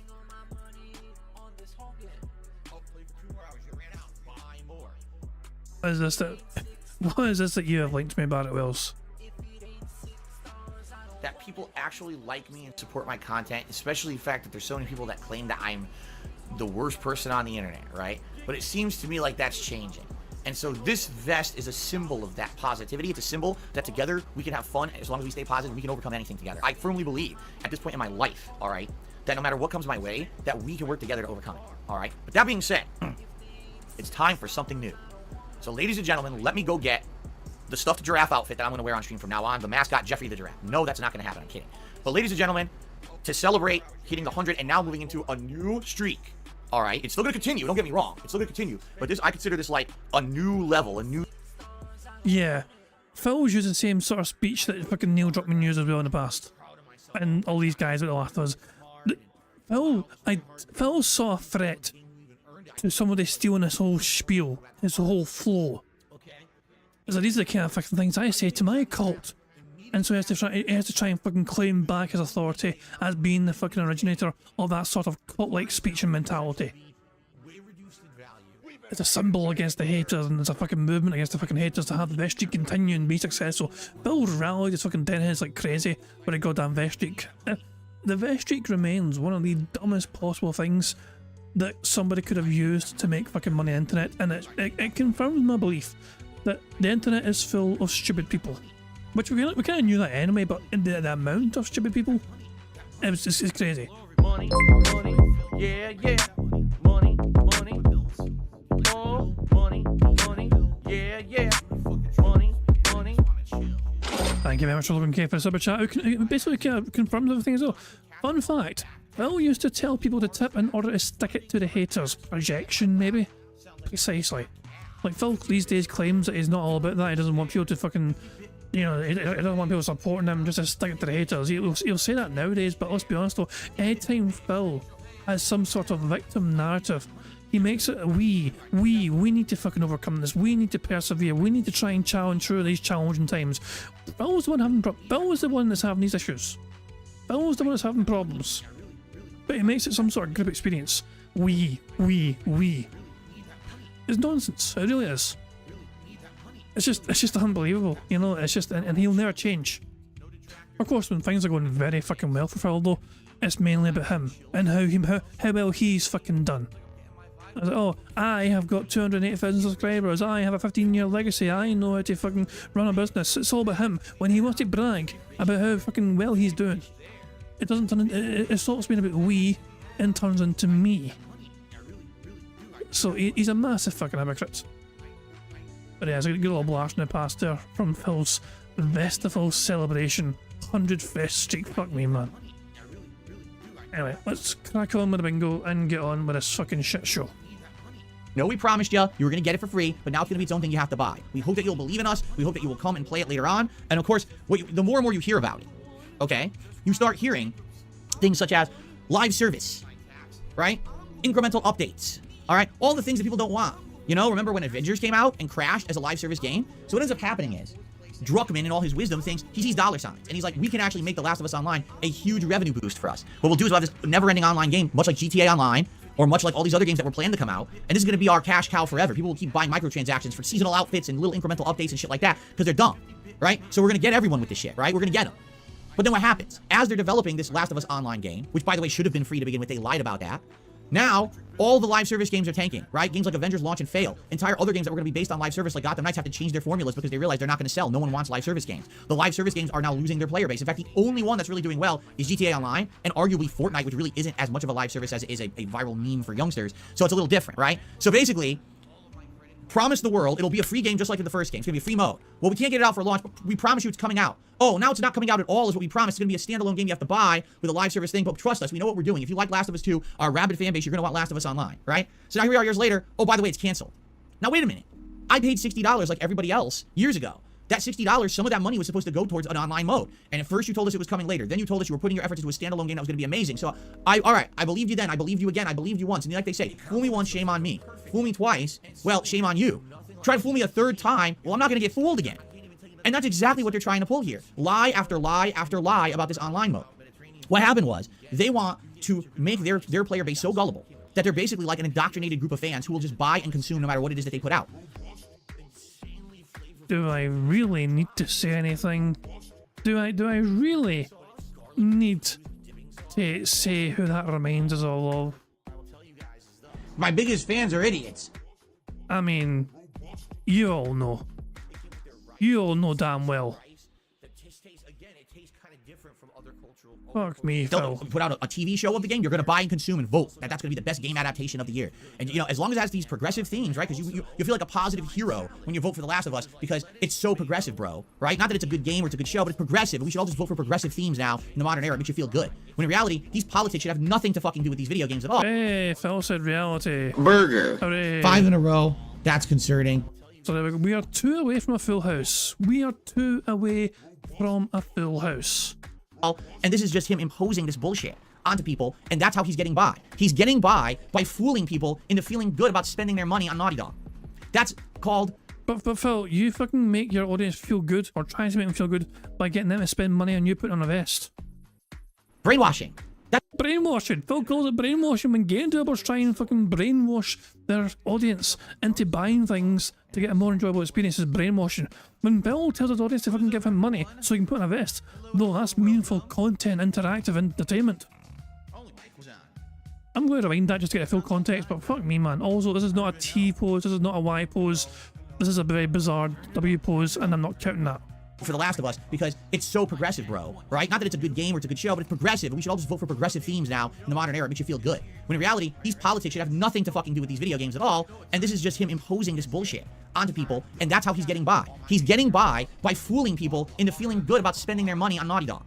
That's called brainwashing. That's like cult-like mentality behavior. That's what he's doing. It's the cult of Druckmann at this point, okay?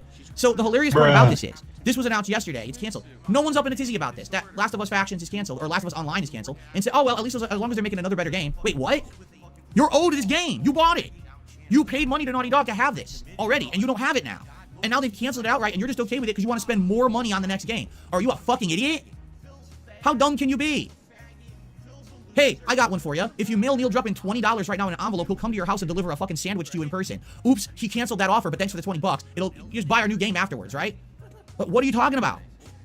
How do you foolishly believe this nonsense and give him a pass over and over and over and over? I don't get it. I just don't understand as consumers. The projectionism is so strong. It's like because the internet says it's about him on a daily basis.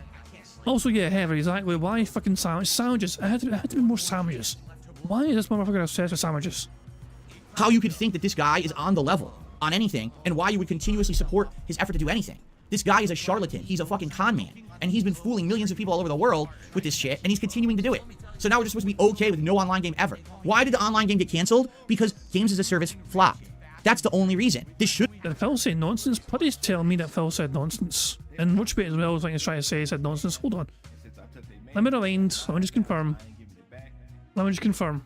canceled. No one's up in a tizzy about this. That Last of Us Factions is canceled, or Last of Us Online is canceled, and say, oh, well, at least as long as they're making another better game. Wait, what?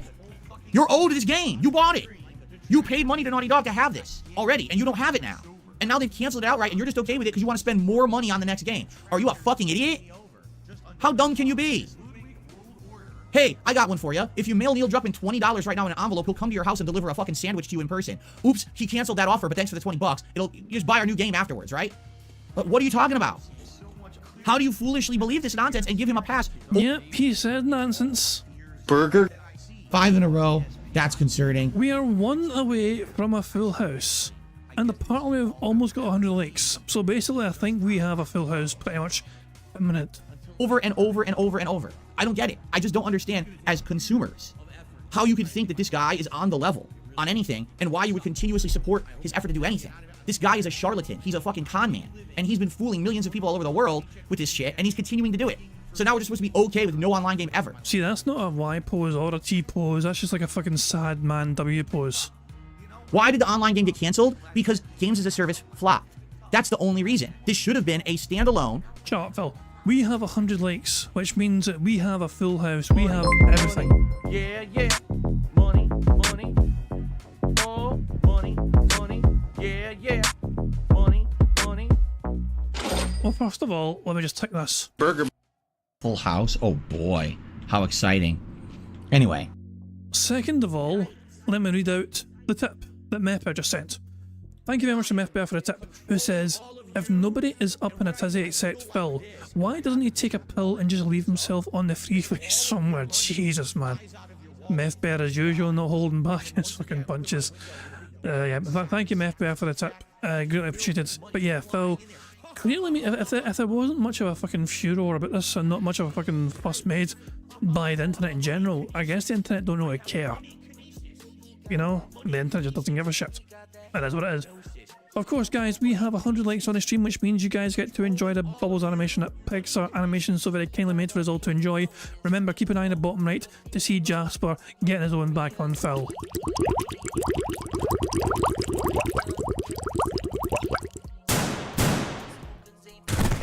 Beautiful. Oh yeah, people want to see the rest of Phil's rant before we get to marbles. Okay, fair enough. Expansion to Last of Us 2 for free as promised. Druckmann was the one who made the decision in his own studio to make its own game. He was the one who wanted to make money and milk his player base. Not us. We just wanted the mode we were promised and paid for. He ripped us off, and then he canceled the game when he couldn't see dollar signs coming out of it. Fuck you, Neil Druckmann, you greedy fuck. You're a scumbag. The way you're acting, you are a fucking scumbag. You have ripped everyone off. And you're not going to hear a lot of people complaining because you indoctrinated them into your fucking group of brainwashed people who think everything you do is above reproach. It's nonsense. This guy's crazy how he's playing, and everyone just fucking lets it go. Oh well. No, he owes you an online game. 100%. If he's canceling The Last of Us Online, he has to go back and provide The Last of Us Factions as promised. It's one or the other. You can't just say, I canceled the whole thing so we can make more things for you to buy. You fucking stupid if you think that's okay. It's not okay.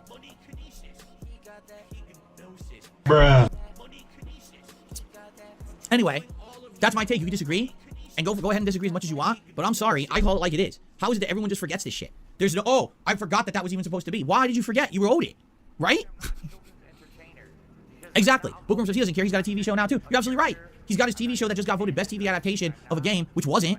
The TV show dramatically changed critical elements of the game. It had episodes that had nothing to do with the plot of the game that were only in there for progressive purposes, which, again, I liked those episodes. That episode, that shows, I forgot his name. Phil, of course the TV show is going to be different from the goddamn games. What would the point of watching a TV show if it was exactly the same sort of fucking way of getting the fucking games?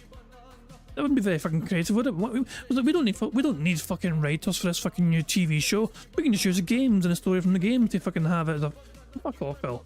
That's not how this fucking kind of thing works. Screw it. We're done. We're done with DSP. We got a full house. Fucking hurry. I still want to know who won on Sunday. Like, who the hell won bingo on Sunday? It baffles me massively who won on Sunday. Because I thought it was a scientist, and he's saying it wasn't me. And apparently it was somebody called the Ishikawa Kasumi, which apparently translates to the scientist. So we have two scientists, maybe. I don't fucking know. I am very confused. People want some otters right now. I don't know if they're back in the water yet. They might not be in the water yet, because this water was getting this otter tank was getting cleaned out earlier on. So it has finished filling back up, it looks like. but I'm not sure if any otters are around yet. But yeah, I can't. Well, there might be some here. I can see some ripples over here. There might be some otters, I don't know, but I don't think so. Maybe they're not back in yet. I don't know. But screw it though. Bingo. We got full house bingo. That's the main thing. Screw it. We'll just fucking do bingo. I will be right back. I'm going to sort out the bingo, the marbles stuff, and yeah, bear with me. I'll be back soon.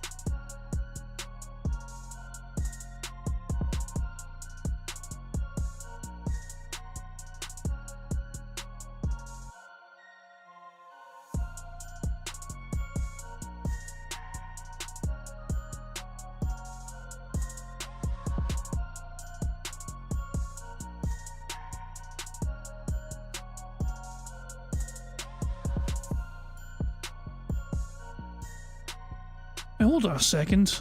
I'm still setting up the bingo, but I see our previous winner. Like this, you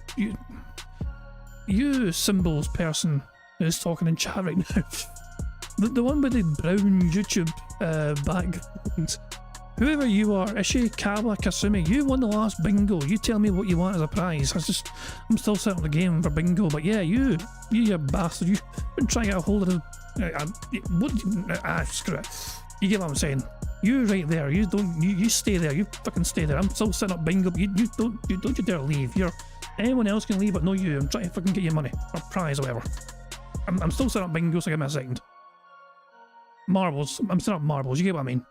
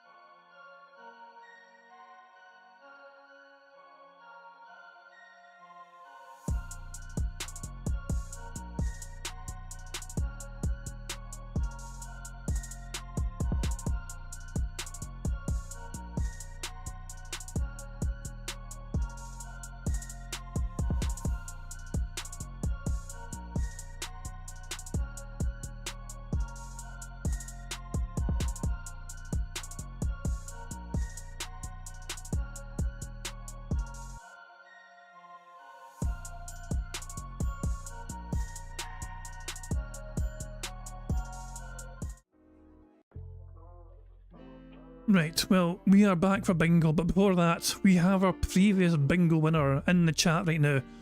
As I was setting up the game, I saw their name pop up, and I thought, hold on a second, I know those symbols. I was looking at those symbols earlier on. I was checking our channel as well earlier on to try and find out, and I was like, they're here. This person, I've got a name highlighted in the chat. Ishikawa, what was the fucking name? I don't know what's your name. Ishikawa Kasumi. They won bingo last time, but it was a double prize they won. It wasn't a $25 prize they won. They won a $50 prize.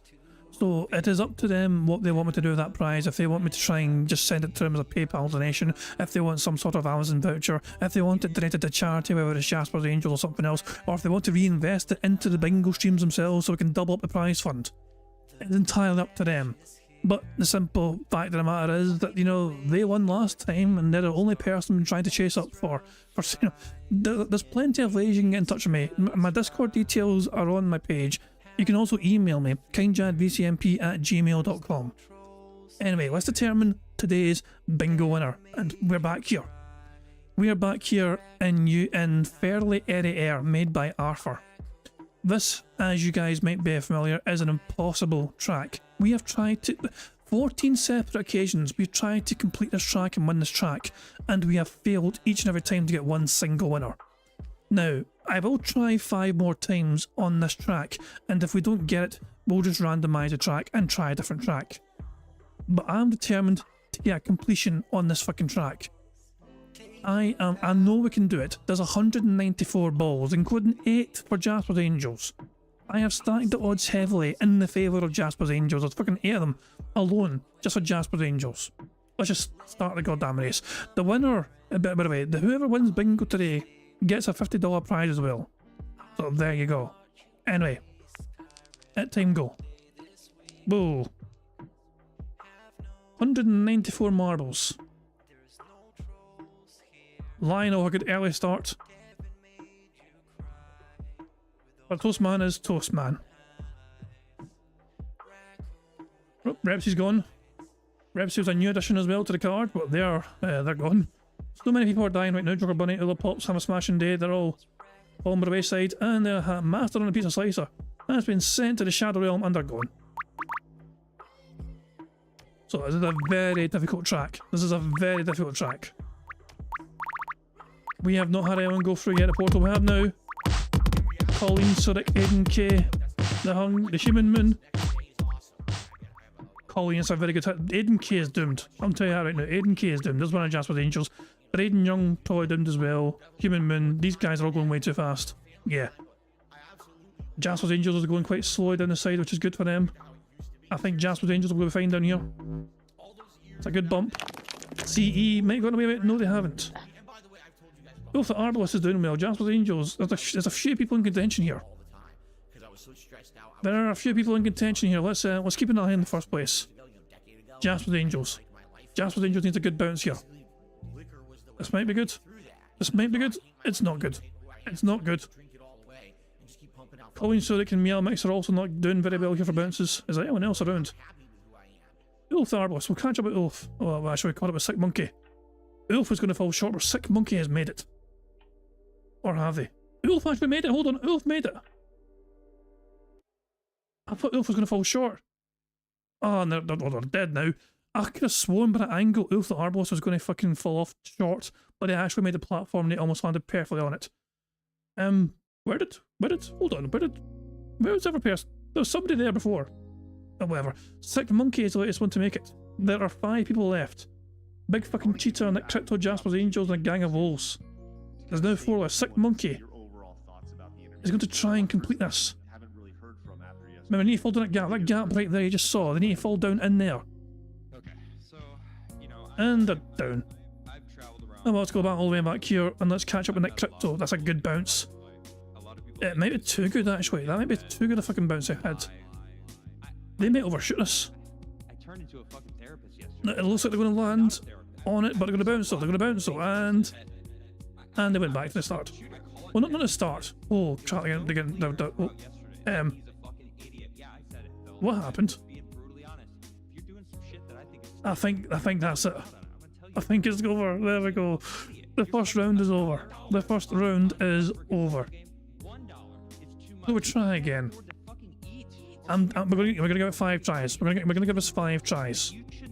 And if it fails, we'll pick a different course. I'm determined for us to fucking get a completion on this track. So let's see who's winning right now. David so far with the early advantage. As they're all dying. Their bear's gone. But we'll just keep an eye on David. David has got a good little early advantage, but it all just the advantage means nothing here. Jared Gamer Freak with a very unlucky bounce. Tackles immediately. Is here. I'm not sure if it's a good though. I don't think it's a good. They need to stay dead centre. They need to hope they don't get fucking bunted off to the side here because they're not slowed down enough, I think. What the hell happened there? Tackles all got hit by a hammer. That's what happened. Tackles all got hit by a hammer and they got sent flying. They've been sent out and they finally died. I was wondering what the hell happened to Tacklezilla. He got hit by a giant hammer and he got sent backwards. War Dog Leader. Ulf the Arbalist is gone and he's crashed, but War Dog Leader is the latest person. They are in first place. There are 26 people left alive. War Dog Leader though, it will be the first person to... Well, that's not a good sign. Unless this is a massive error. He might make it actually. He is not going to make it actually. No, he's not going to make it actually. Brian A. Everyone's behind here. That's a good bump for Brian A. Major Detractor and Pwned are not going to do well here, I think, at the end here. Let's see if we get straight down the middle. He did. Major Detractor managed to fucking snipe it and go straight down the middle. So we're going to keep an eye on Major Detractor. They are now ahead. We have 7 people left alive. This might be a good bump. I might not be. Well, that should actually be good. That should, well, in theory. Hero looks good. Hero looks fantastic. But when you do that, yeah, they change the angle. Alien is next up to try. Deadly Kaiser is over there. Jasper's Angel as well. Alien, is that a good bump for them? No, it's not. Oh, then we look to Deadly Kaiser, who's miles near. They will make it. Deadly Kaiser is going to make it, and we will have one more try at least for somebody to try and get the finish. Jasper's Angels is also going to try and make it over. We'll keep an eye on Deadly Kaiser as Jasper's Angels falls to death. It's all Deadly Kaiser. They need to try and... It's not about just fucking making it to this little bit here. They need to go to the middle. That middle there. That little gap you saw in the middle there. To fall into the zone. They got pushed back and pushed forward again. They're dead. Damn. Here we go again. Here we go again. Yes, there are multiple Jasper's Angels. There are 8 different marbles for Jasper's Angels. Jasper's Angels is for a good cause, so they get 8 marbles. Oh yes, there are multiple Jasper's Angel marbles. There's 194 marbles and 8 of them belong to Jasper's Angels. Correct. I have your super chat. Silent Weapons is not going to do well in this, in this round. Unsolid Skies though, with the early advantage. We'll keep an eye on them and see if they can get through in one piece okay. They got lasered. They got sniped with that laser.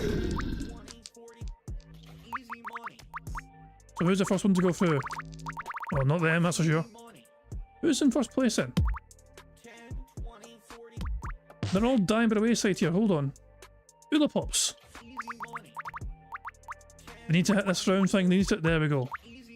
As long as Ullapops does not get hit, I think Ullapops is going to be fine. They're all going to die down there, they're all dead down there, I'm telling you right now. Yep, as you can see. Ullapops, so this is a good pace. As long as nobody hits him, he's going to be good. Because look what happens, say, because you hit that thing there, it bounces you perfectly on the side there, and you go through. So Ullapops is doing quite well here. There's 39, 36 left. My bad. Ullapops is going to make their way through now.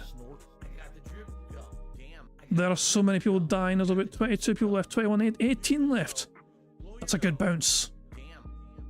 That is a good bounce. He will make that. No, he won't. Yes, he will. No, he won't. But will he? Oh, come on. Hit the edge. He hit the edge. Damn it. Oh, this needs to be perfect. He got hit by a hammer. I guess we'll keep an eye on Sick Monkey then, who died as well. There are 3 people left. There are 2. So these are the last 2 left. Otto Insane and DJ Duno. There's 1 person left because Otto got lasered. DJ Duno is all the way back here. They need to try and get bumped into that portal that you see above you. The blue spinning one. That's not going to work. But they need to avoid all the lasers as well as get bumped through that portal. I don't understand how they're still alive here. They've probably been here for a long time and yet have not died yet. They've not advanced yet, but they've not died yet either. But there they have, they got lasered. There we go. I think that's been 3 different goes. How many has that been? Has that been 3? Do we have 2 more to go or 1 more to go? I think... I generally can't mind how many times we've played this. Has that been 3? Okay, we've got 2 more then, we've got 2 more. Jesus, man. Let go. I'm determined. I'm determined we're going to win this impossible course. We have 194 marbles. One of you guys can do the impossible. One of you guys can fucking get victory here.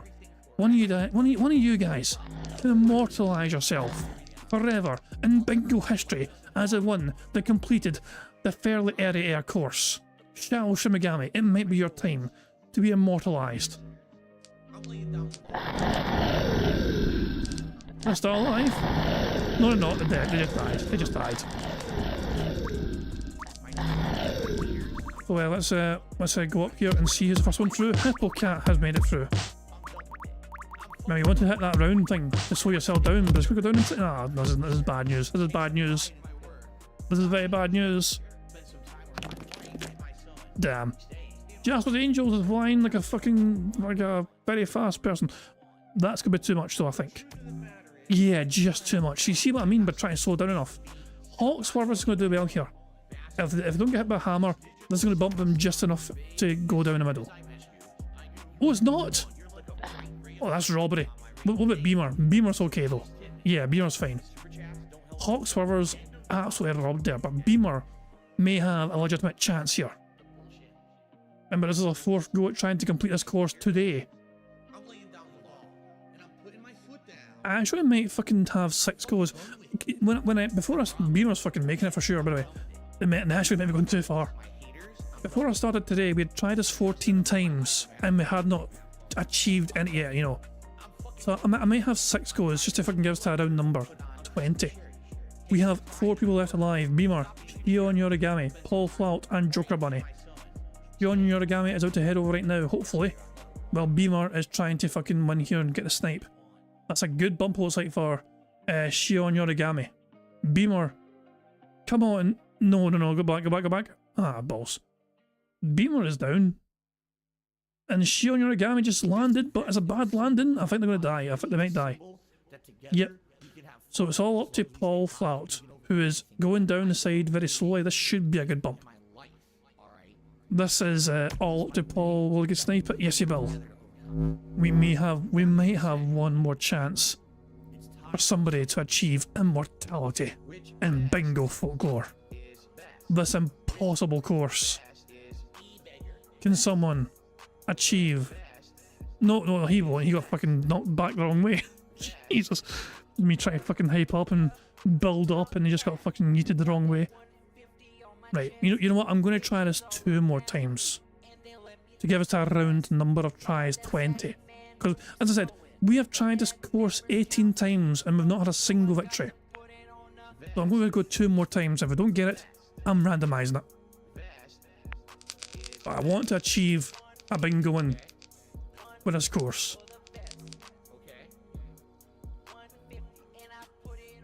All the marbles are out. Brace yourselves for, well, certain doom. As did you know gone? Here we go. They're all just filtering away through now. The lasers will take it plenty, I'm sure. Ever P, the first one to try and get through the centre. I think Heather got nuked. I'm not sure did Heather survive that. Well, damn it, didn't, that's for sure. Agent Proper is ahead. He's gonna die, which is a shame. But there you go.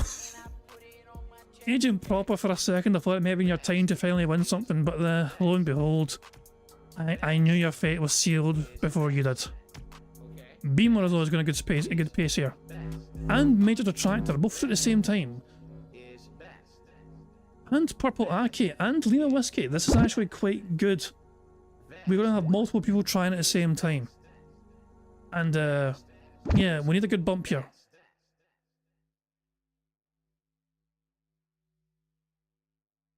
Beamer's got a good bump, I think. Major Detractor did not get a good one, and Beamer didn't get a good one either, god damn it. Purple Aki was in the air. Now, how ironic would it be for Purple Aki to win? Who is Purple Aki, you might be asking yourself? They are somebody who's actually a fan of DSP. They are a member of DSP. And yet, for some reason, they enjoy coming on to Detractor streams as well, and because they seem to enjoy themselves there as well. Purple Aki might still win this. Oh, they nearly did. They nearly snuck in this. They're still in it. I've been sent forward and backwards like crazy, and that is that. Who's next? Cleroptic is in the air. Purpose and Sir Toastman and Meowmix. Almost sniping it. We have plenty of people that could be trying to win this right now. Who's all here? Purpose is there. Meowmix is there. Purpose hit the fucking pole, went in the middle and got sent off. There's 2 left. Sir Toastman and Meowmix, and they're both here. They are both here. Come on. No, wrong way. They're dead. Meowmix, it is all up to you. Never mind. One more. Once more. If I don't get it here, we're going to stop trying and we'll randomise a track so we can get a fucking winner. I am determined. I want this so badly. I am not going to let this fucking marbles course beat me. We have won every single fucking marbles course that I've fucking come across as path. Every single time we've played marbles, we have always had a winner, apart from this course. This is the one course which has defied us. And I am not going to accept it. Well, all these people are dying. So much death and destruction. And Dondo. And Ryebread, the first ones to challenge this little section. There's Jasper's Angels hoping to snipe the middle. There's never Jasper's Angel dead. Clovis is ahead.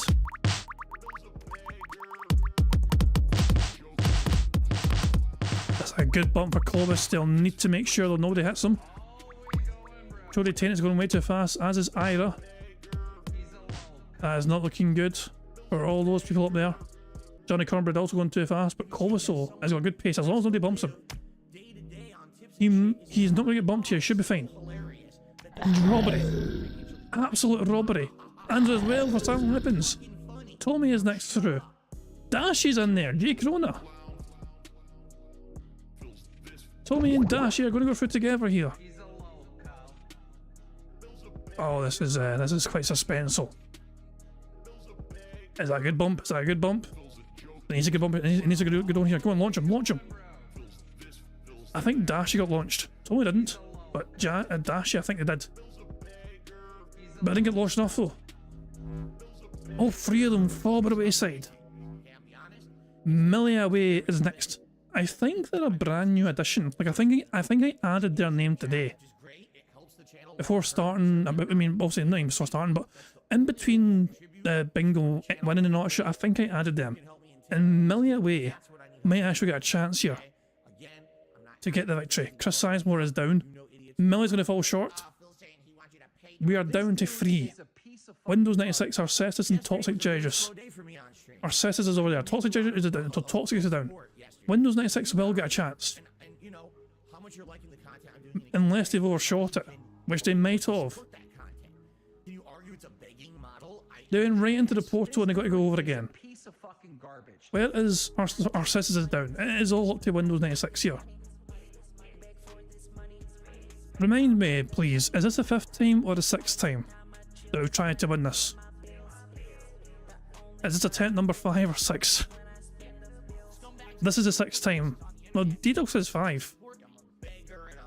Everyone else is saying 6, but D-Dog's the only one that said 5. I'm going to assume it's 6 then. Okay, fair enough. It's 6. Yeah, D-Dog says my bad. So this is the last try. This is the last attempt. If I don't get it here, I'm going to randomise a track so somebody else can win. I want to win this one so badly. No, get back! Get back, you bastard! Damn. Fine, random track. Random track then. We'll randomise a track. Oh, not this one. This one, we've tried this one before. It's a straight line, it's so boring. Nah, I'm main menu. I'm not doing this track. That track is just, it's such a boring straight line track. So, instead, we'll just go back to the main menu.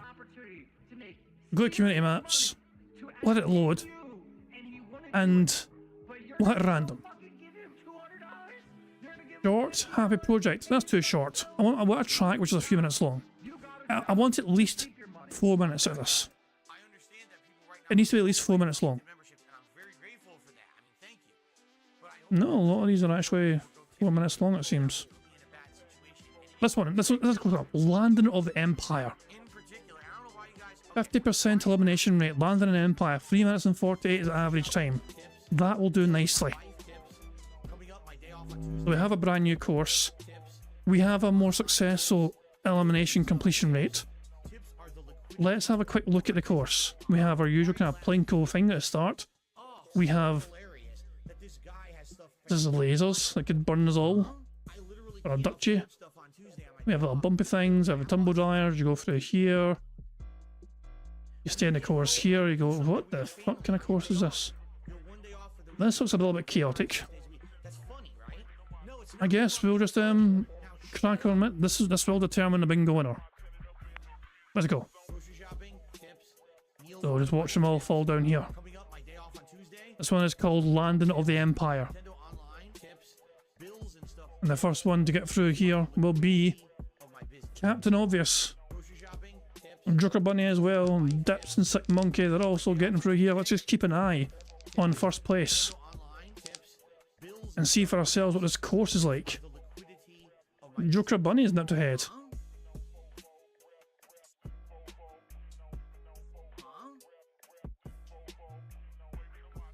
And it looks like some of these panels are electrified. Which could electrify a marble, which could maybe zap our balls, I don't know.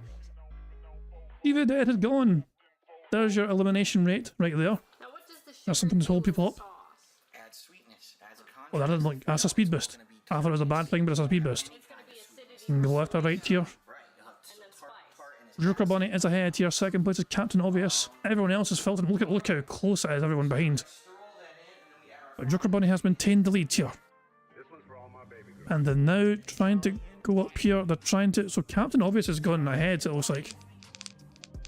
I'm not too sure if that's the right thing to do here. Like, why can't I catch up with anyone? Hold on. Who's ahead here? Because I went press first place, right? And because I did that, because the track goes back in itself, it does. So even though Captain Obvious and Dips are ahead here, technically, because they're further away from the finish line and everyone else, it doesn't say they're ahead. But these guys are ahead. These are our two front runners so far. Captain Obvious is in the lead here. They might get hit with this paddle, they might to escape it, and they're going to go up the steps now. Dips has caught up with him though, and so has Lima Whiskey. So it's a 3-horse race going up all these steps here. All these steps here. Where's the finish line? Why do you pretend to be Italian? I don't. I'm not full-blooded Italian. The finish line is at the bottom of this. Oh my god. A quarter Italian. I am 1/4 This is Polish. going to be interesting. Look at all the people who could win this, because the very last obstacle looks like this sort of Plinko style thing, which filters you through to the end. So who knows who's going to fucking finish first? Let's keep an eye in first place here. So many people have caught up here, they're all going to go through at the same time. This could be going anyway. It complements the flavor perfect. We're almost at the end. We will have a winner. Somebody is going to win bingo today. Like that. But it's so good. And what I like about Mediterranean food is usually when you get So hold on, who's going down here? variety of stuff. Like I got so it came with hummus and pitas. You dip the pitas in Jay the Corona. hummus, and that was delicious. Jay Corona has won. Insanely flavorful chicken. Dips didn't even finish. Our Cestus got flown to the side. Lima Whiskey got flown to the side. We have a winner though for this particular day of bingo. Jay Corona, 984 has won. Cadence Anime Girl was second. Captain Obvious is third. Meow Mix Meow is fourth. Icebird is fifth. Daniel Cannon sixth. Egret seventh. Hippo Cat 8th. 9th was a Human Moon, and 10th was Michael. Peas and carrots, but it's also got this So yeah, so many detractors falling by the wayside, but also quite a few of them are finishing. Hey, there's me, I'm in there. salad. But there we go. But we're gonna bring an end to the bingo very soon. J Corona 984, congratulations to them for winning bingo. Oh Jesus man, we finally won bingo. I'm still determined to win the other one.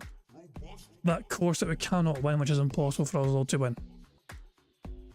So there we go. The confirmation of our winner for bingo, J Corona 984. Well done to you.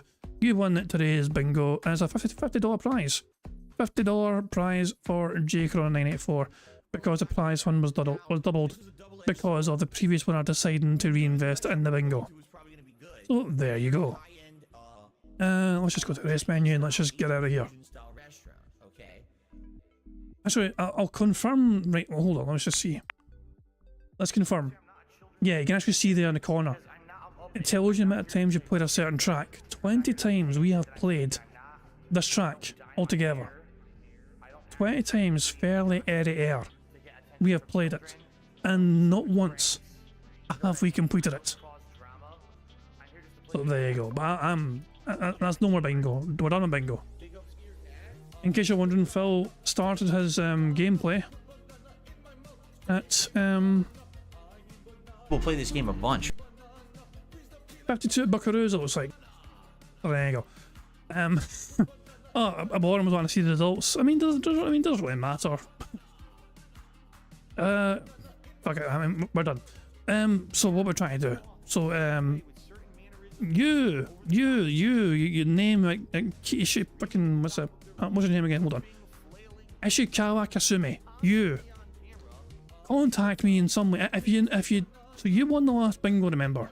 So I'm still trying to decide what you want. I've got my Discord details are on my page. You can email me as well, kingjadvcmp@gmail.com. You know, to try and sort out what prize you want, and we can try and get something sorted. Also, J Corona, I'm not sure if J Corona's even here or not. If you are, then, you know, get in touch, yabam. If not, I'll try and look out for you next time. So, hold on, so there you go. So, they're saying, can I split my prize between Jasper's Angels and the Swin? I did say before this the marble, but mobile can't tag well. You want your prize to go to Jasper's Angels? That's fine. You say split your prize between Jasper's Angels and this win. You didn't win today, you won before, so I don't know what you mean by this win. But yeah, I mean, if you wanted to go to Jasper's Angels, that's perfectly fine. Or if you wanted to go different, if you have a different charity in mind, you can go to that as well. That's a possibility as well. It's entirely up to yourself. Are the otters back yet? Yes, the otters are back. Thank God for that. Ah, Jesus Christ. So, yeah. I will write down. He means split the 50. What sort of do I want, like 25 to go to Jasper's Angels and 25 to go to himself? Is that what you mean? Yeah, either way, look, if you get a chance to, right? If you get a chance to, email me. KingJadVCMP@gmail.com. We can talk more that way if you wish to try and iron out the full details. Anyway, for today anyway, we won bingo, we had a full house, fantastic way to go into the weekend. Well done, Jay Corona. We'll look out for them over the next coming streams or whatever and try and let them know they won fucking bingo. I am going to end things there. Guys, thank you very much for being here. Hope you all enjoyed bingo. Hope you all had a good time. Hope you're going to enjoy your weekend as well. It's coming up. I won't be back until Sunday probably. And so, yeah, I'm not even too sure what I'm doing Sunday. It might be a bingo I'm doing Sunday. I'm not too sure yet. I guess we'll have to wait and see. But anyway, I do hope you all enjoy your weekend regardless. And until next time, guys, hope you all enjoy yourselves. I'm going to end how it always ends by playing the Today's PIG contributions made by supremely talented Pixar Animations. So, until next time, I'm out of here. Have a good one. Catch you all later. Peace out. On September 14th, a pre-authorized payment of $16.51 from PayPal.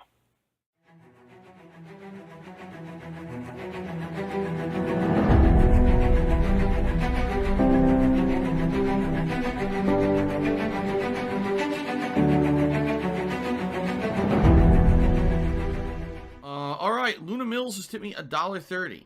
It says, "I'm back. What's your favorite type of shower?" When you're showered in money, when you go outside and all of a sudden greenbacks start falling from the sky and you raise your face up, you're like, oh, you start dancing, you go, oh, money, money, yeah, yeah. All right, I don't know what the hell you're talking about, but thank you for the first tip of the day.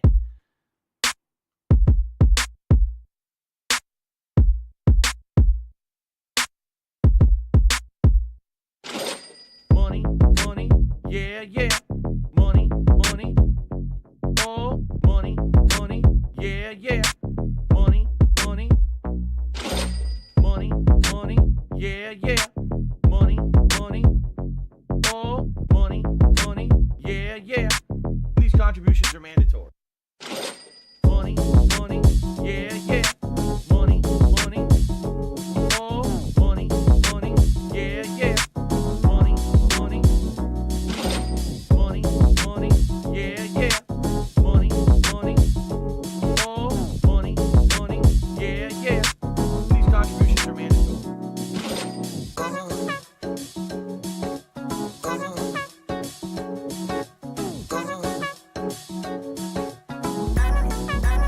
Show me the money.